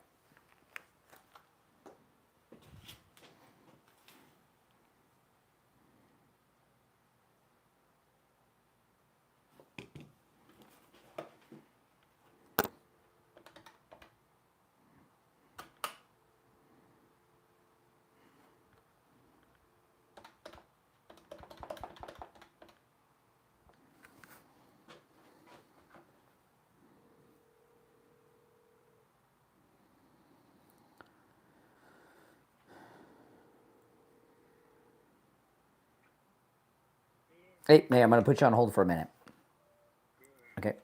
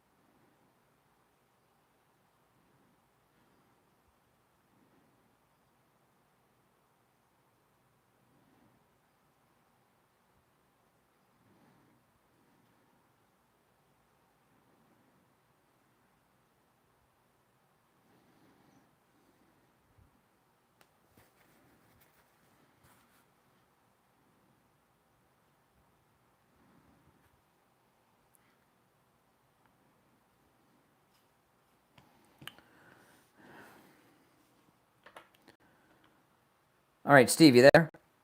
Yes, sir. We got about 90 seconds.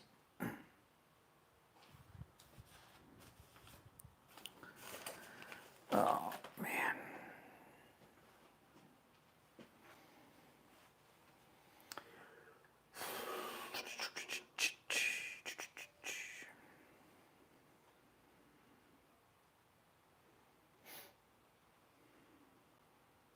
Oh, hold on, Steve. Okay, you there? Yes. Okay. 1 minute.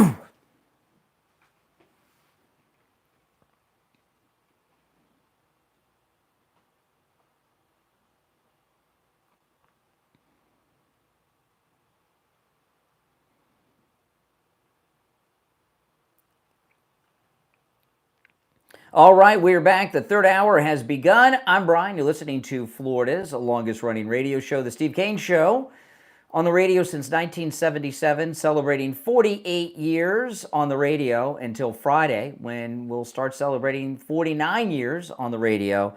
And Steve Kane back with us today. Hey, Steve. Hey, how you doing? What's going on in Israel? Well, a lot is going on a lot of different fronts, but I'll since I mentioned that, I'll just come back to you. Well, I was talking, there's a couple things, and one of our callers I thought made an interesting point yesterday at the end of the show.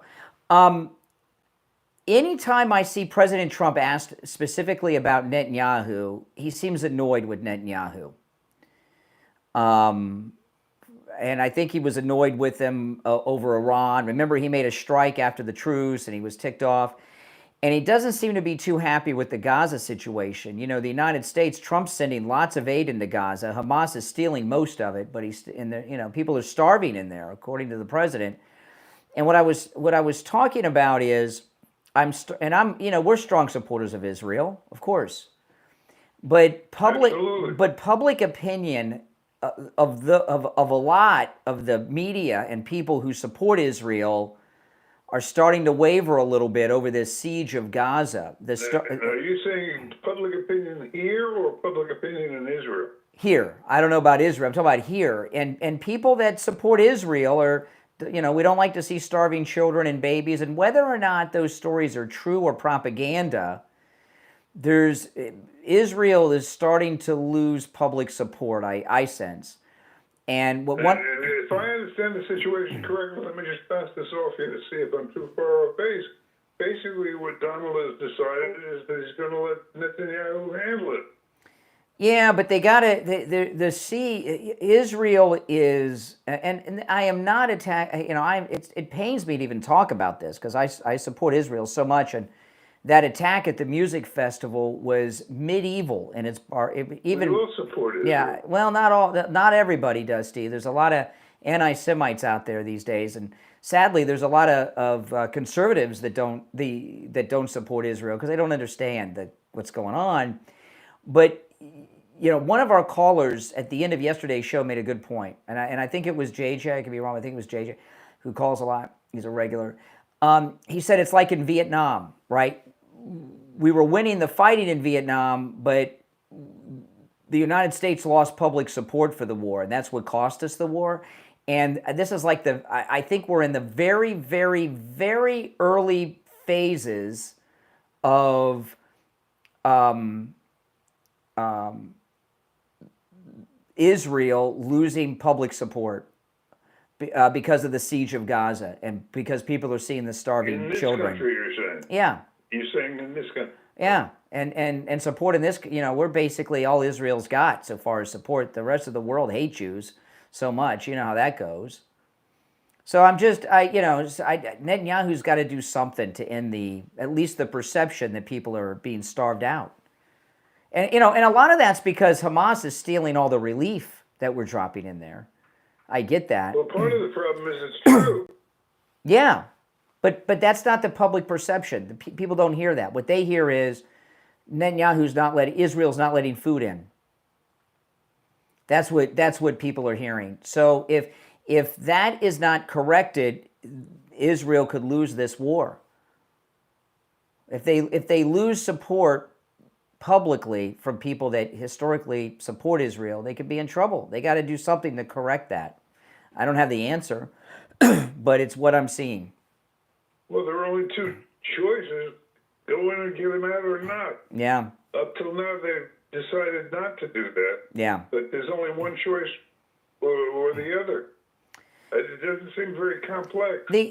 Listen, President Trump is sending tens of millions of dollars in aid every day. I don't know, when you're talking about house to house, there's not a lot of houses, rubble to rubble fighting in an urban area with civilians, it's a tough thing. I mean, I don't know.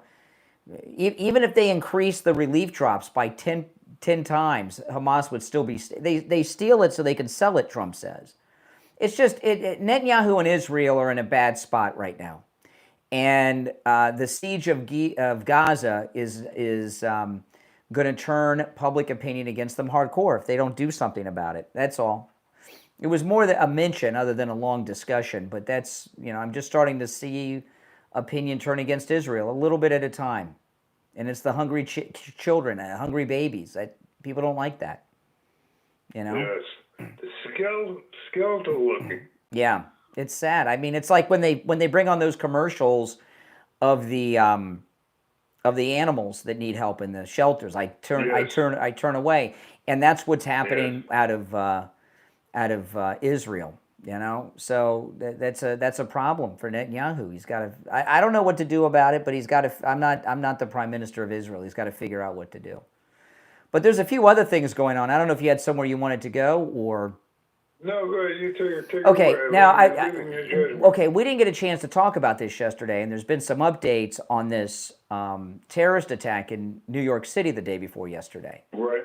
And with the media, I tell you, the media, no matter how much people say the mainstream television media is irrelevant, it's all about the new media. That's just not true. The mainstream media that everybody says has no influence, they have influence when they want to. And they have crafted a narrative on this shooting in New York City that is being accepted now as the gospel.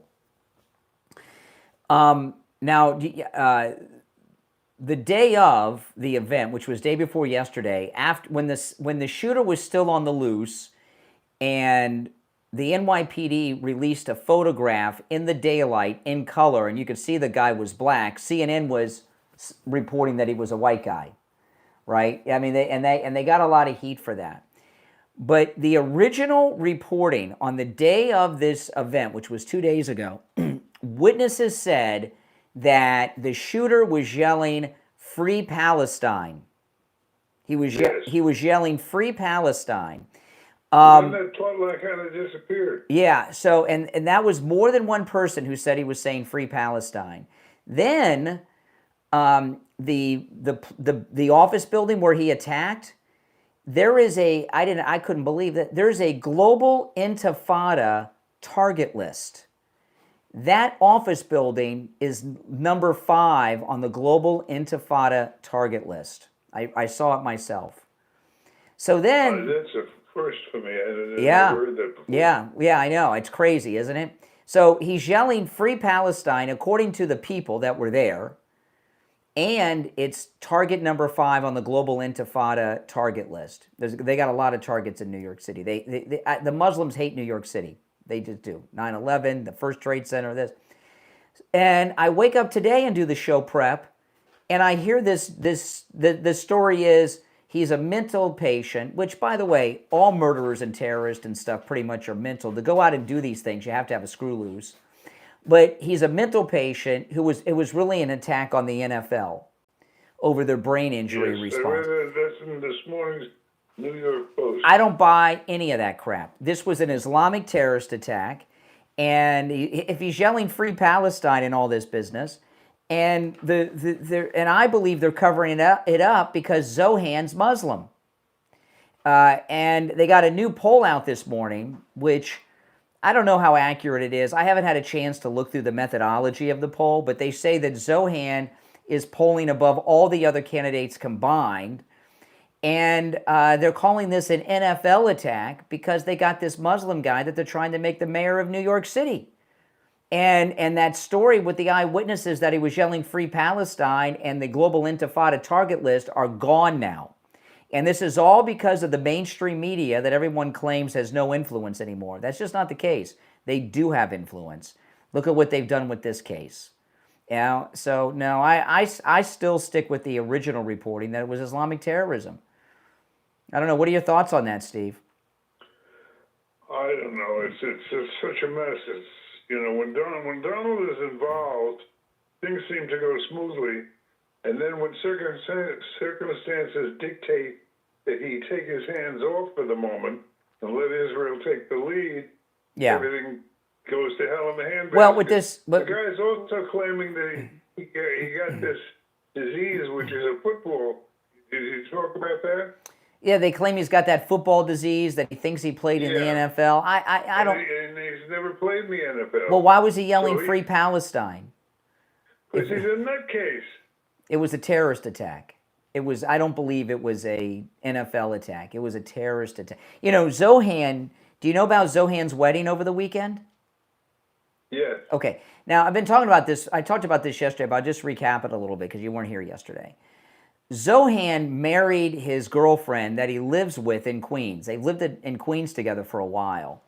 And Right. They got married in Africa. I yeah, think, right? he went to Uganda at the family compound, got married. They had They had Ugandan military special forces who were wearing masks protecting the wedding. And they had cell phone jamming devices in place, so cell phones wouldn't work at the wedding. So you got to ask yourself, this guy's running for mayor. The girl looks like a normal girl. Why did he go to Uganda and get married in secret with cell phone jamming and special forces, masked special forces, army security, and not have some beautiful New York City wedding where it would have been covered in all the New York media as this beautiful event while he's running for mayor? It seems a little odd, doesn't it? Yeah. Well, I think he did that because he had more control doing it in Uganda than here. Or he didn't. I think he got married because he doesn't want people to think he's gay. Okay, he's running for mayor, and you know, I think he's lived with her. It's always nice as a candidate to have an attractive wife on your arm. Well, I don't think he had the wedding here because he didn't want them to see the Muslim wedding. I'm sure it was a Muslim wedding, whatever that is, however they do it. But it just seems a little strange to me because if he would have done the wedding, he lives in Queens with her, okay? They live together in an apartment in Queens. If he would have gotten married in New York City, the media would have given him incredible coverage, like it was the most beautiful wedding of the year. Why would he kiss off all that great media coverage of a wedding and go do it in secret with cell phone jamming devices and army guard? There's something up with that. It's very weird what he did. I don't know, but he's a very, very weird dude. That's for sure. You wouldn't know it by the media because they're trying to act like he's just your typical American guy. Yeah, right. All right, now listen, if you're on hold, stand by. I want to talk about Coastal Weight Loss Secret. You know, we were talking about our 10th annual cruise coming up in March. You know, I first went to Coastal Weight Loss Secret because I wanted to trim down for our last cruise. I wanted to lose 25 pounds before the cruise. I met with Dr. Zuckerman a month before the cruise. I lost the weight in 3 weeks. I lost about a pound a day. Isn't that something? No exercise, eating foods I would normally eat, no prescription medications like Ozempic. And now that I've lost over 35 pounds. Now that I'm in the maintaining phase, it's so easy because I didn't have any big lifestyle shifts with exercise and eating weird foods or starving myself. I didn't have to do any of that or medications. And since now I'm in the maintaining phase, that's a breeze. I haven't gained an ounce back because I didn't have these unlastable lifestyle changes. If I had to go to the gym 3 or 4 days a week, forget about it. If I had to eat food that I hated or starve myself, forget about it. I'd gain the weight back. But I haven't gained anything back. Give Coastal Weight Loss Secret a call. When you call, make sure you tell them you heard about them on the True Oldies channel, okay? Here's the number, 561-247-6300.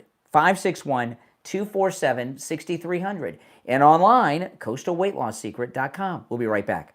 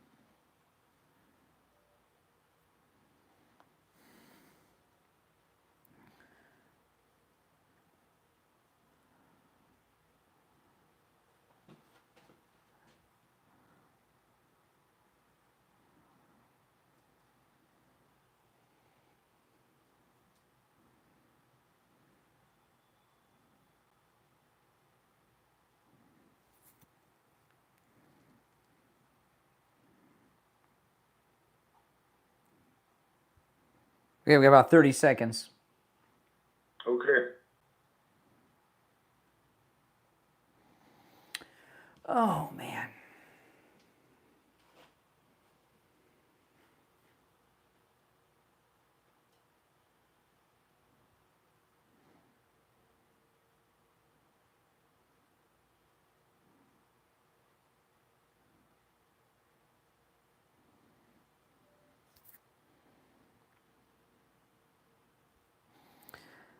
All right, we're back. I'm Brian.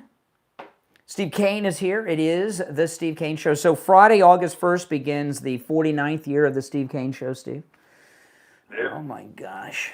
Oh, my gosh. That's a long time. Seems like only yesterday. Oh, my goodness. Well, you know, just so people know, you started in 1977 in Orlando, Florida, and then in 83 moved to Miami.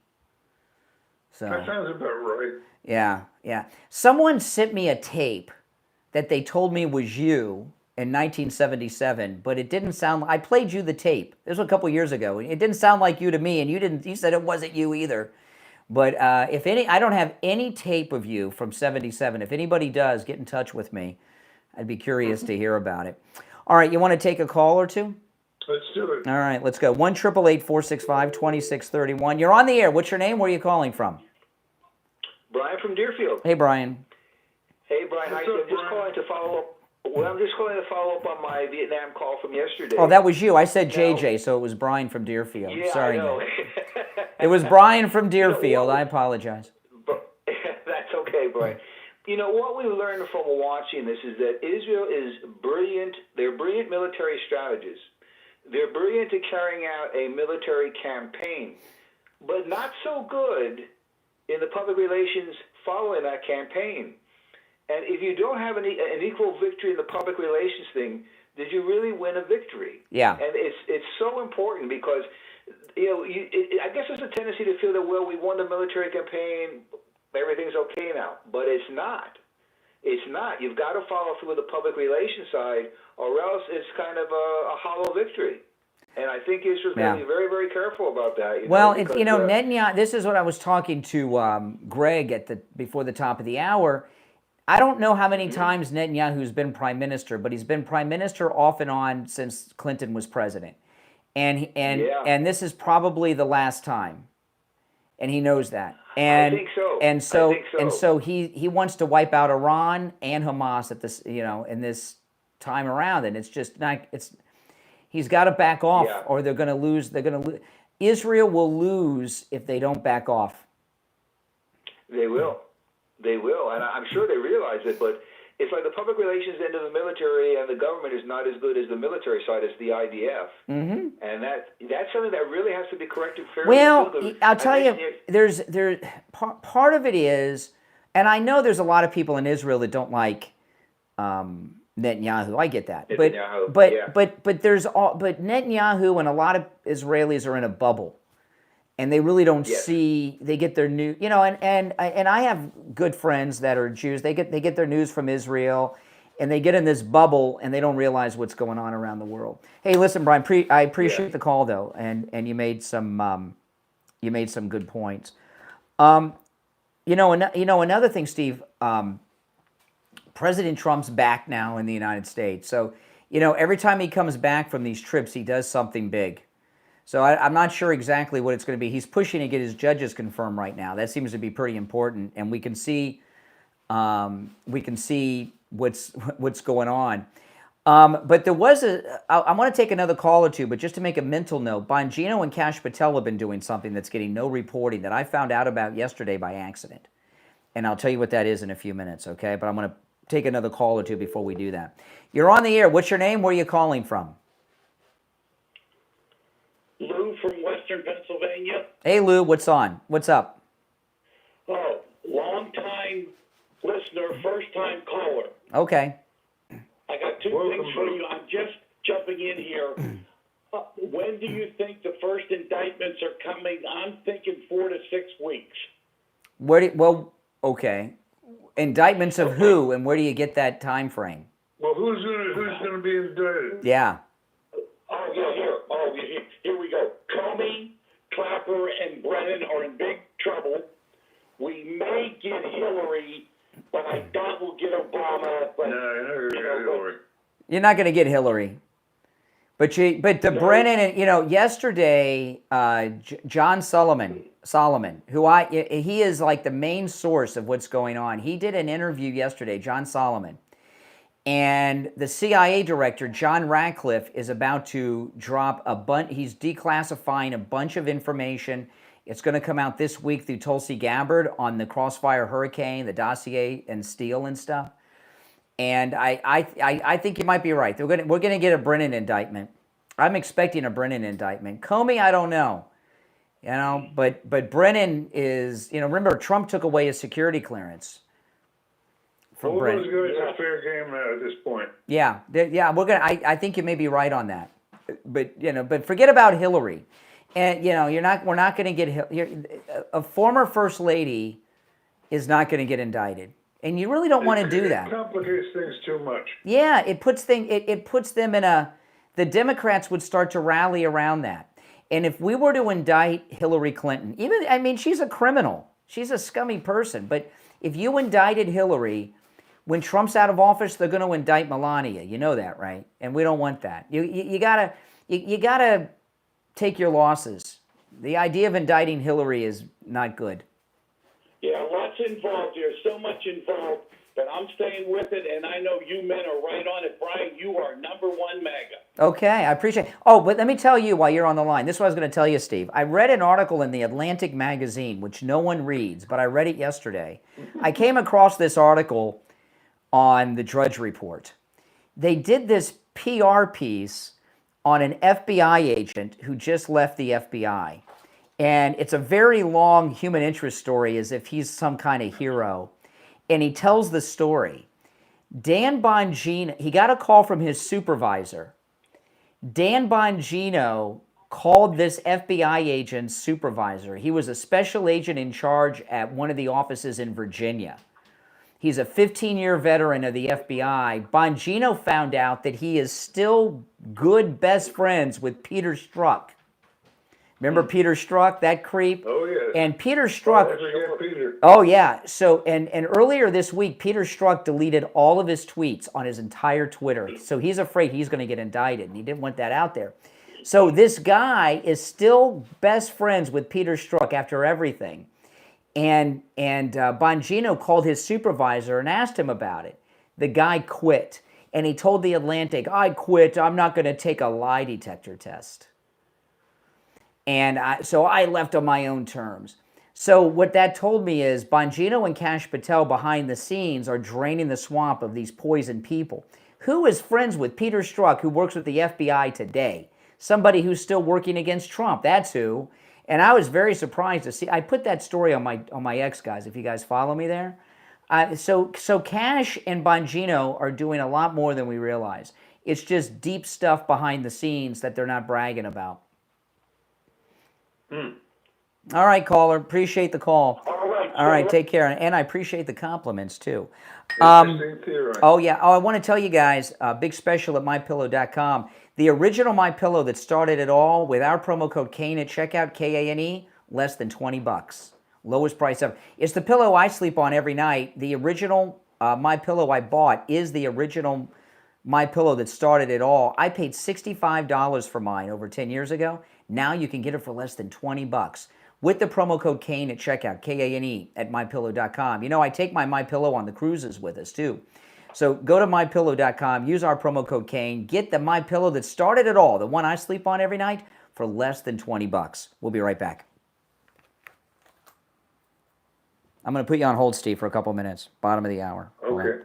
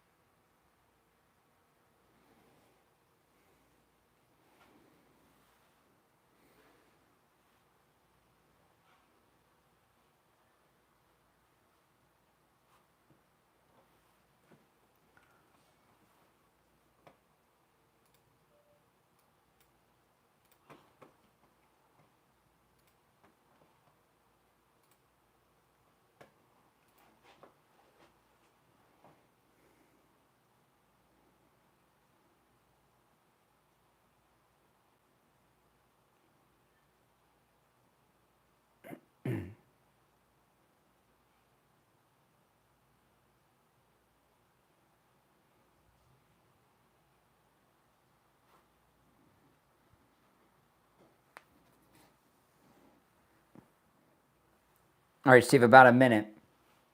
Okay. Don't lose me. I won't. Have I yet?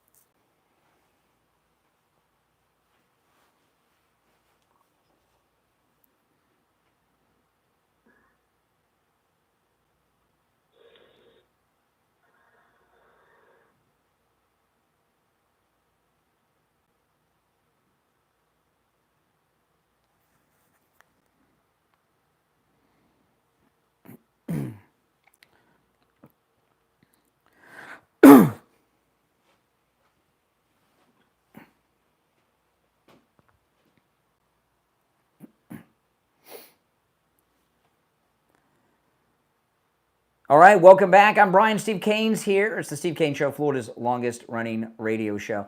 There's a couple of things I wanted to mention to you, Steve. These are tiny things, but they're going on. The Trump cabinet are tight. It's a tight group of people. And most of them are friends. It appears that way. Yeah, most of them are friends, not just from Fox, but they've been in the Mar-a-Lago bubble the last 4 years. So they're very tight. And the Democrats and the never-Trumpers, all the the usual suspects, they're always trying to turn us against people in the cabinet, right? I mean, they are. Yeah. I mean, they are. There's a story out today that it's a part of this. I don't know if you've seen it yet because it's just starting. It just kind of like started floating around last night. But you may see a story today, or you may have already seen it, that Pete Hegseth is thinking about running for office and leaving the Pentagon. I'm going to call BS on that one. I'm going to call BS on that one, okay? There was a story over the weekend.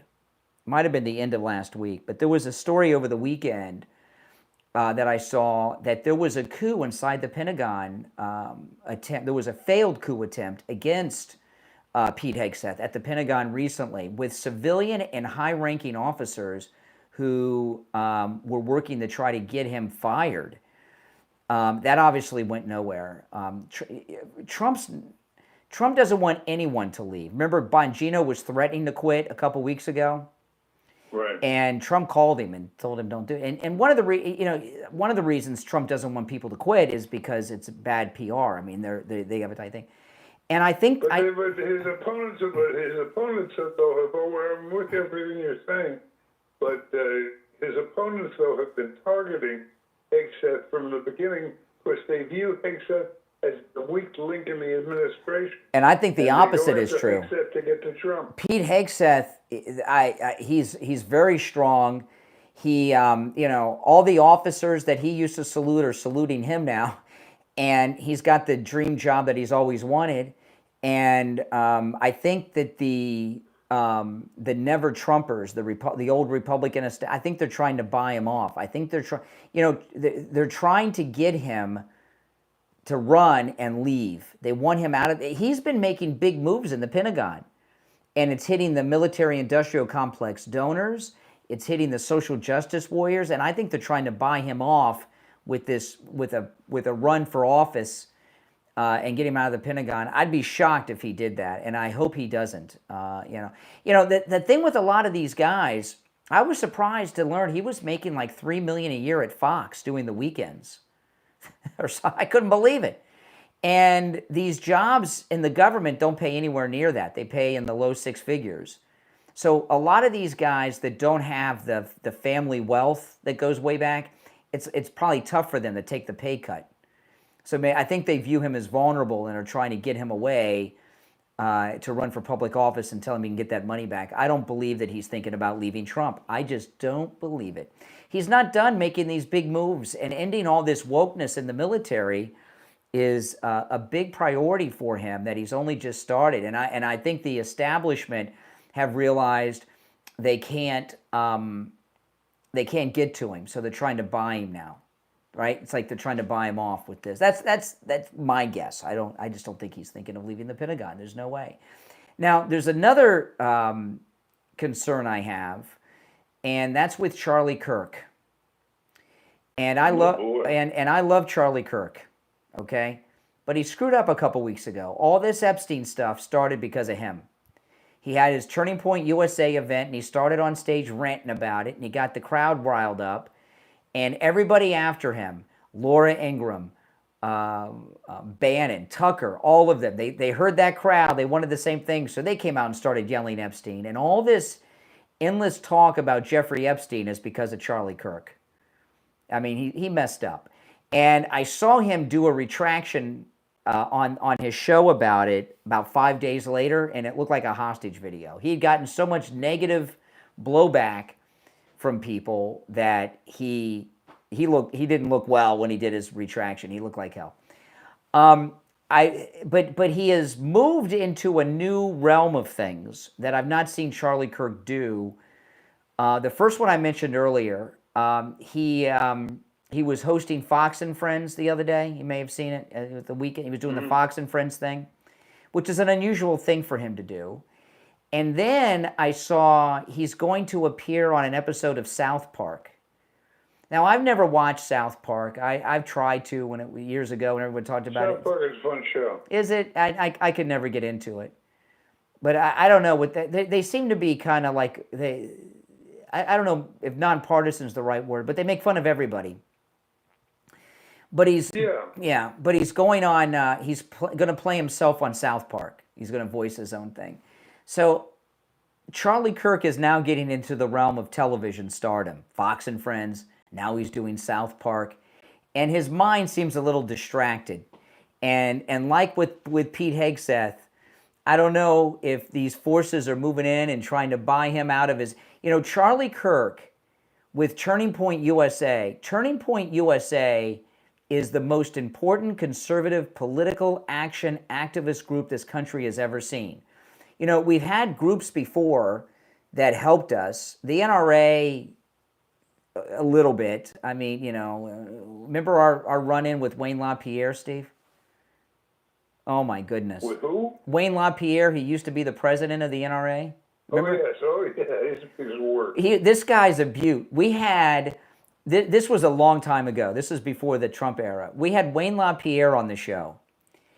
And his assistant told me to have Steve call him Mr. President because he was the president of the NRA. Can you believe that? And Mr. President, yes, Mr. President, and President LaPierre. I couldn't believe that. And then later when we found out how he ran the NRA, he thought he was and we were taking calls. We had Wayne LaPierre while he was president of NRA, and we were taking calls and live on the air like we always do. And we take anybody who we're always screenless. We put liberals and conservatives on with them. During the show, his assistant called me and demanded that we stop putting liberals on with President LaPierre. And remember? I know, President LaPierre.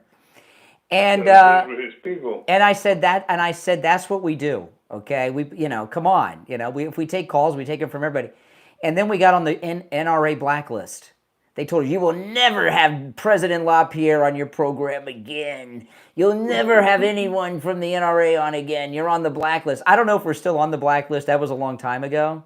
And they had that problem with that Russian spy seductress, too, at that convention years ago. So they may have new... Ross Perot isn't still alive, is he? No, not Ross Perot. Wayne LaPierre. No, Wayne LaPierre. Wayne LaPierre. I don't... Wayne LaPierre, I think he's still alive. I don't know if he's still at the NRA. I don't know. But anyway, back to the Charlie Kirk thing. We've had other activist groups for conservatives, right? The NRA, we had the Christian Coalition, and I'm not saying that the Christian Coalition and the NRA did not do good stuff. They did.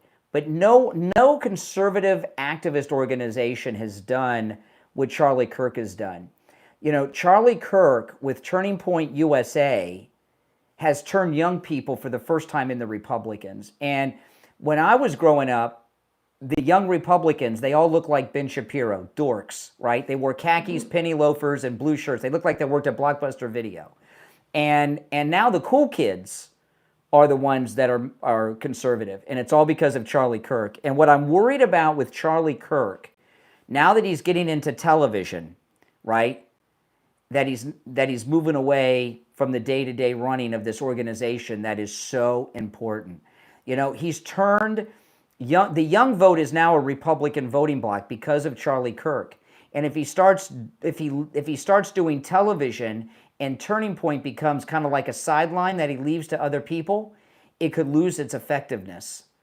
Because Turning Point is a lot of it revolves around Charlie Kirk's personality. And if he starts doing Fox and South Park, and who knows, maybe he'll be on Big Brother next. I don't know. But if he gets away from it, it could do us some damage. And I just don't want Charlie Kirk to leave Turning Point and become a TV star.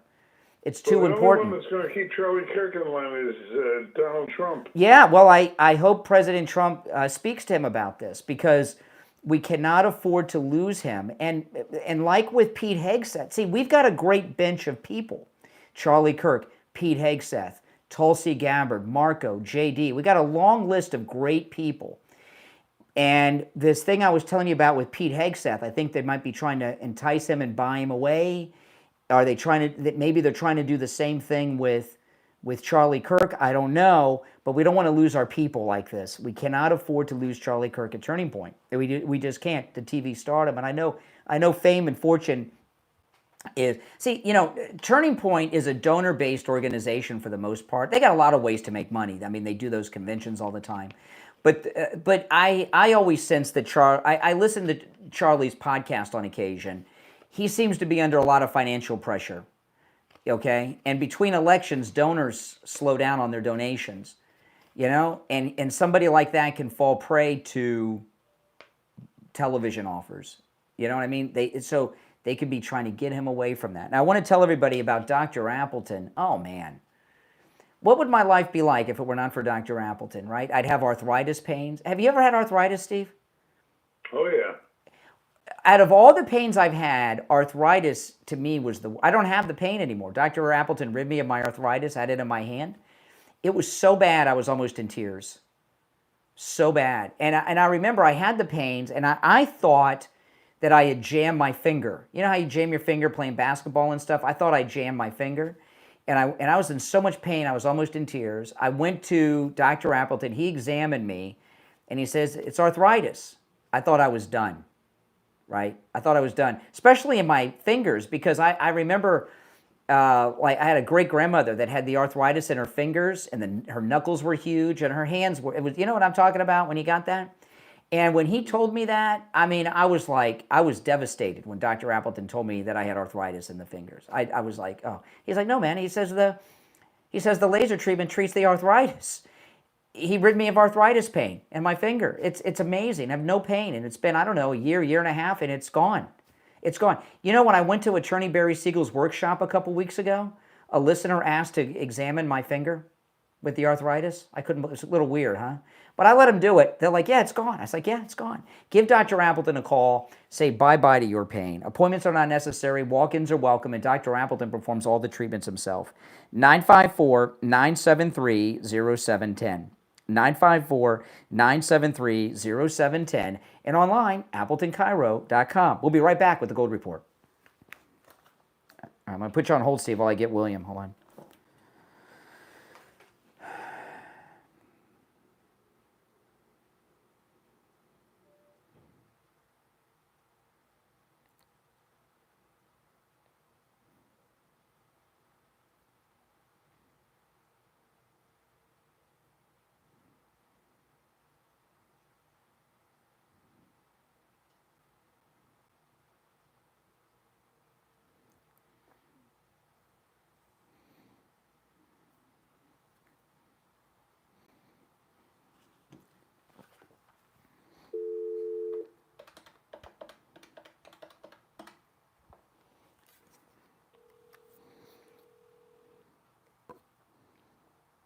Hey there, hold on.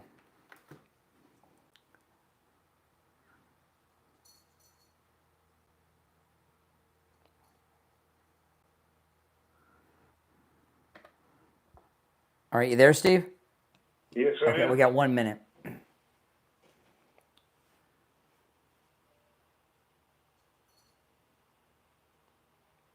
Okay, hold on. Put you on hold for a second. Okay, you there, Steve? Yes. Okay, I'm going to get William in a second. Hold on. We got 30 seconds.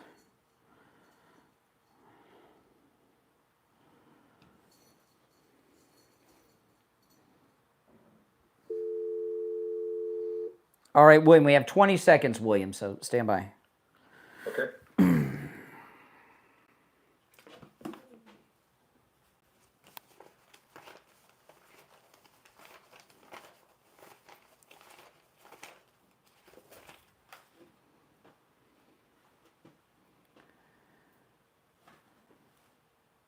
All right, and it's time to check in with William Youngerman from the offices of William Youngerman Incorporated in Boca with the Morning Gold and Precious Metals Report. William Youngerman, how the metals looking today? Metals looking good, Brian. The nice gains yesterday on all four metals. Gold trading in a range yesterday of 33.07 on the low to 33.34 on the high. Closing out the day at $3,325.20. That was up $11.40 after just touching the support level of $3,300 on Monday. That's showing good strength still in the same trading ranges we've been in for quite a while, but certainly building a very strong foundation for the metals and gold above $3,300 an ounce. Yesterday we saw silver close up 2 cents at $38.11. Platinum was up $7 at $1,394, and palladium gained $21 at $1,255. Overnight, we've seen gold trade in a range of $3,321 on the low, all the way up to $33.35. Right now, gold's unchanged at $33.2520, unchanged from yesterday's close. Silver down 26 cents right now at $37.85. Platinum down $4 at $1,390, and palladium gaining $10 at $1,265. Both platinum and palladium have been behaving very well and showing some good strength, support, and acting pretty much like they want to go higher. Yeah, absolutely. I mean, all those prices are great. I mean, silver is just under $38 an ounce. That's amazing. That's amazing. Listen, yeah. William Youngerman opens up at 10 a.m. His address is 150 East Palmetto Park Road in Boca, on the first floor of the Bank of America building, immediately east of US 1 Federal Highway, on the south side of Palmetto Park Road. And when you go into the building, William Youngerman's shop is right across the lobby from the bank. You can't miss it. His number, 1-800-327-5010, 1-800-327-5010, and online, WilliamYoungerman.com. All right, William Youngerman, we'll talk tomorrow.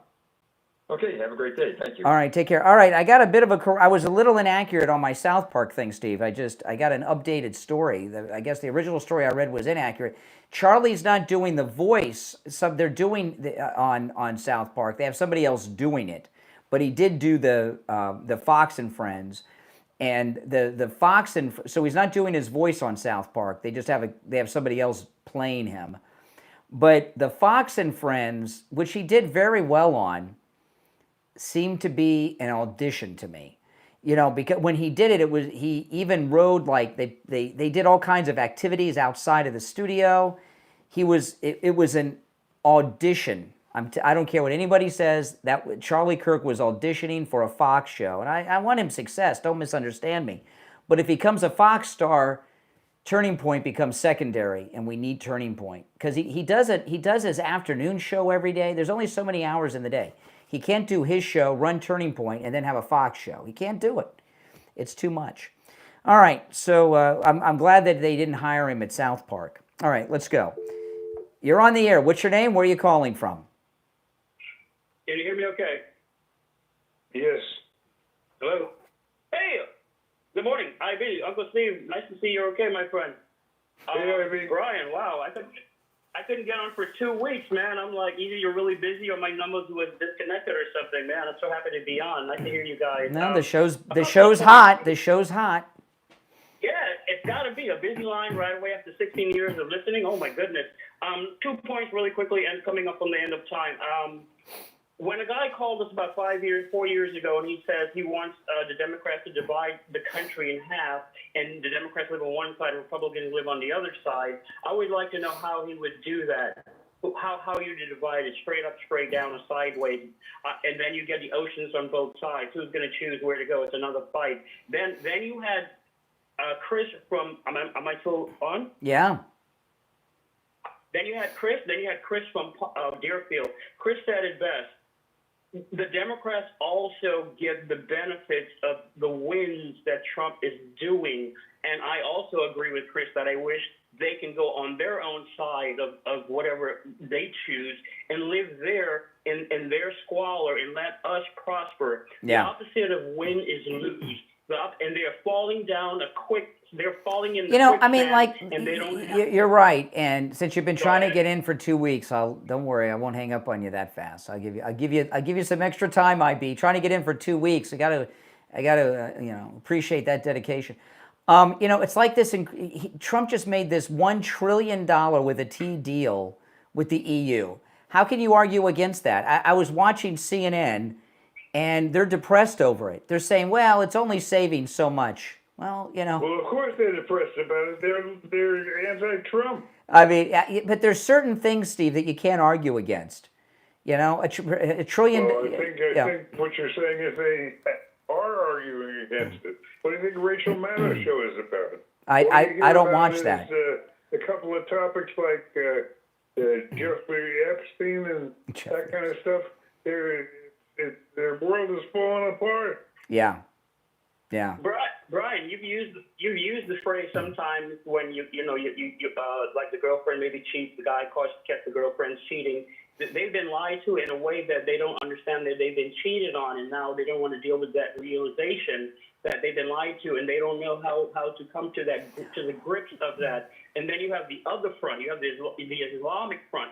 So we have all these things attacking us at once. To make a long story short, Trump is fighting different things happening at the same time, not just one thing. Okay, so we got the illegals, we got Hamas, we got the domestic situation. Okay, we still have the gun violence. We have all these things going on, but you know what? They can't deal with the wins. We're gonna win, and when they hear that, they go la la la la la la la, and they're gonna call in, and that's why they unhinge when they call into the show, because there's no retort for the reality and the fact in their face that they've been bamboozled. All right, IB, good to talk to you. All right, appreciate it. I'm going to go buy some jeans this weekend at the American Eagle Outfitter. I need new jeans because I lost all this weight. But, because of that new campaign, I think I'm going to go to American Eagle Outfitter and buy some jeans. They sell men's jeans too, guys. Don't worry. But I wanted to talk about Coastal Weight Loss Secret for a moment. I've lost over 35 pounds. If you want to lose less, if you want to lose 20 pounds, if you want to lose 50, 100, 250, 350, or anywhere in between, Coastal Weight Loss Secret can help. I lost about a pound a day. About a pound a day without exercising, without drugs, and eating foods I would normally eat, and without starving. And those of you that are longtime listeners of the program, around this time of day, you would hear me all the time say, oh, I'm starving. I can't wait to get off the air so I can eat. You don't hear that anymore, do you? No.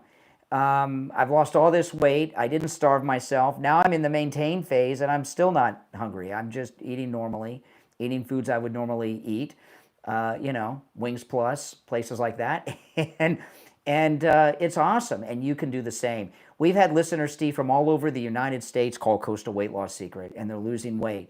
So you can too. No matter where you're located, give them a call. Make sure you tell them you heard about them on the True Oldies channel, 561-247-6300, 561-247-6300, and online, coastalweightlossecret.com.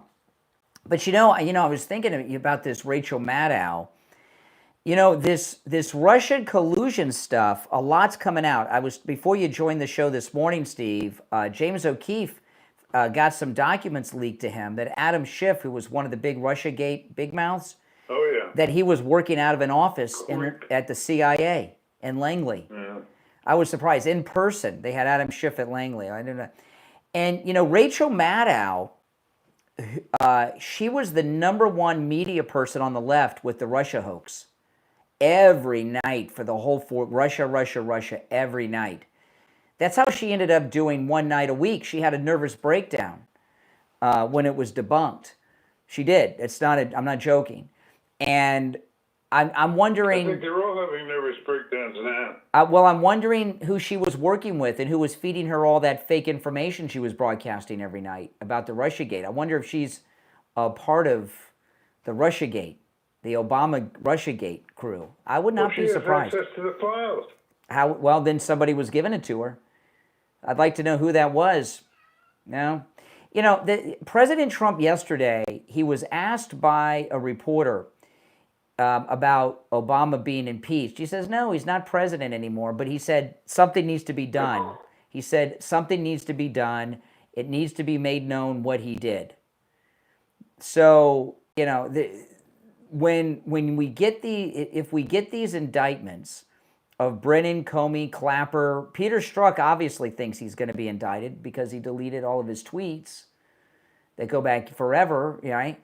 That's how we'll find out, because those charges and trials are going to be public, and they're not going to make any deals because they want discovery in court, you know.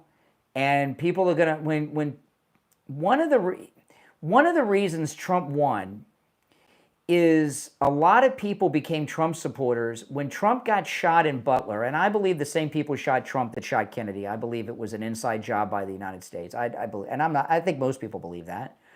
I think a lot of people, Steve, woke up and said, you know what? They are trying to get him. Everything that I've heard from all these MAGA people and Trump all these years is true.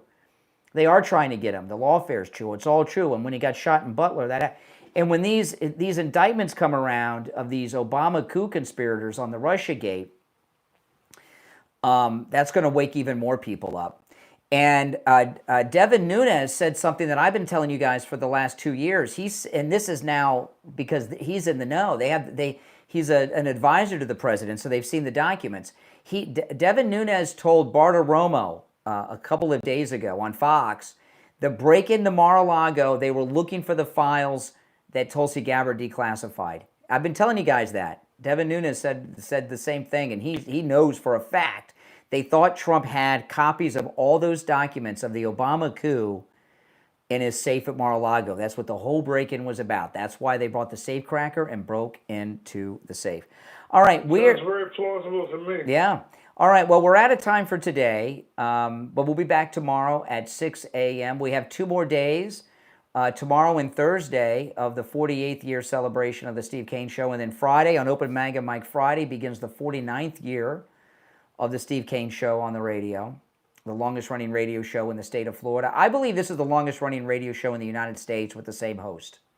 But that's a little more difficult for me to verify.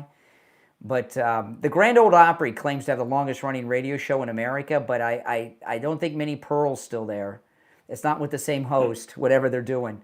And that, you know, but I believe the Steve Kane Show is certainly, when you hit the 5-0, is going to be the longest running radio show in America. I think we already are. Certainly I know for a fact the longest in Florida, and that's a record that won't be broken. All right, we'll see you tomorrow at 6 a.m.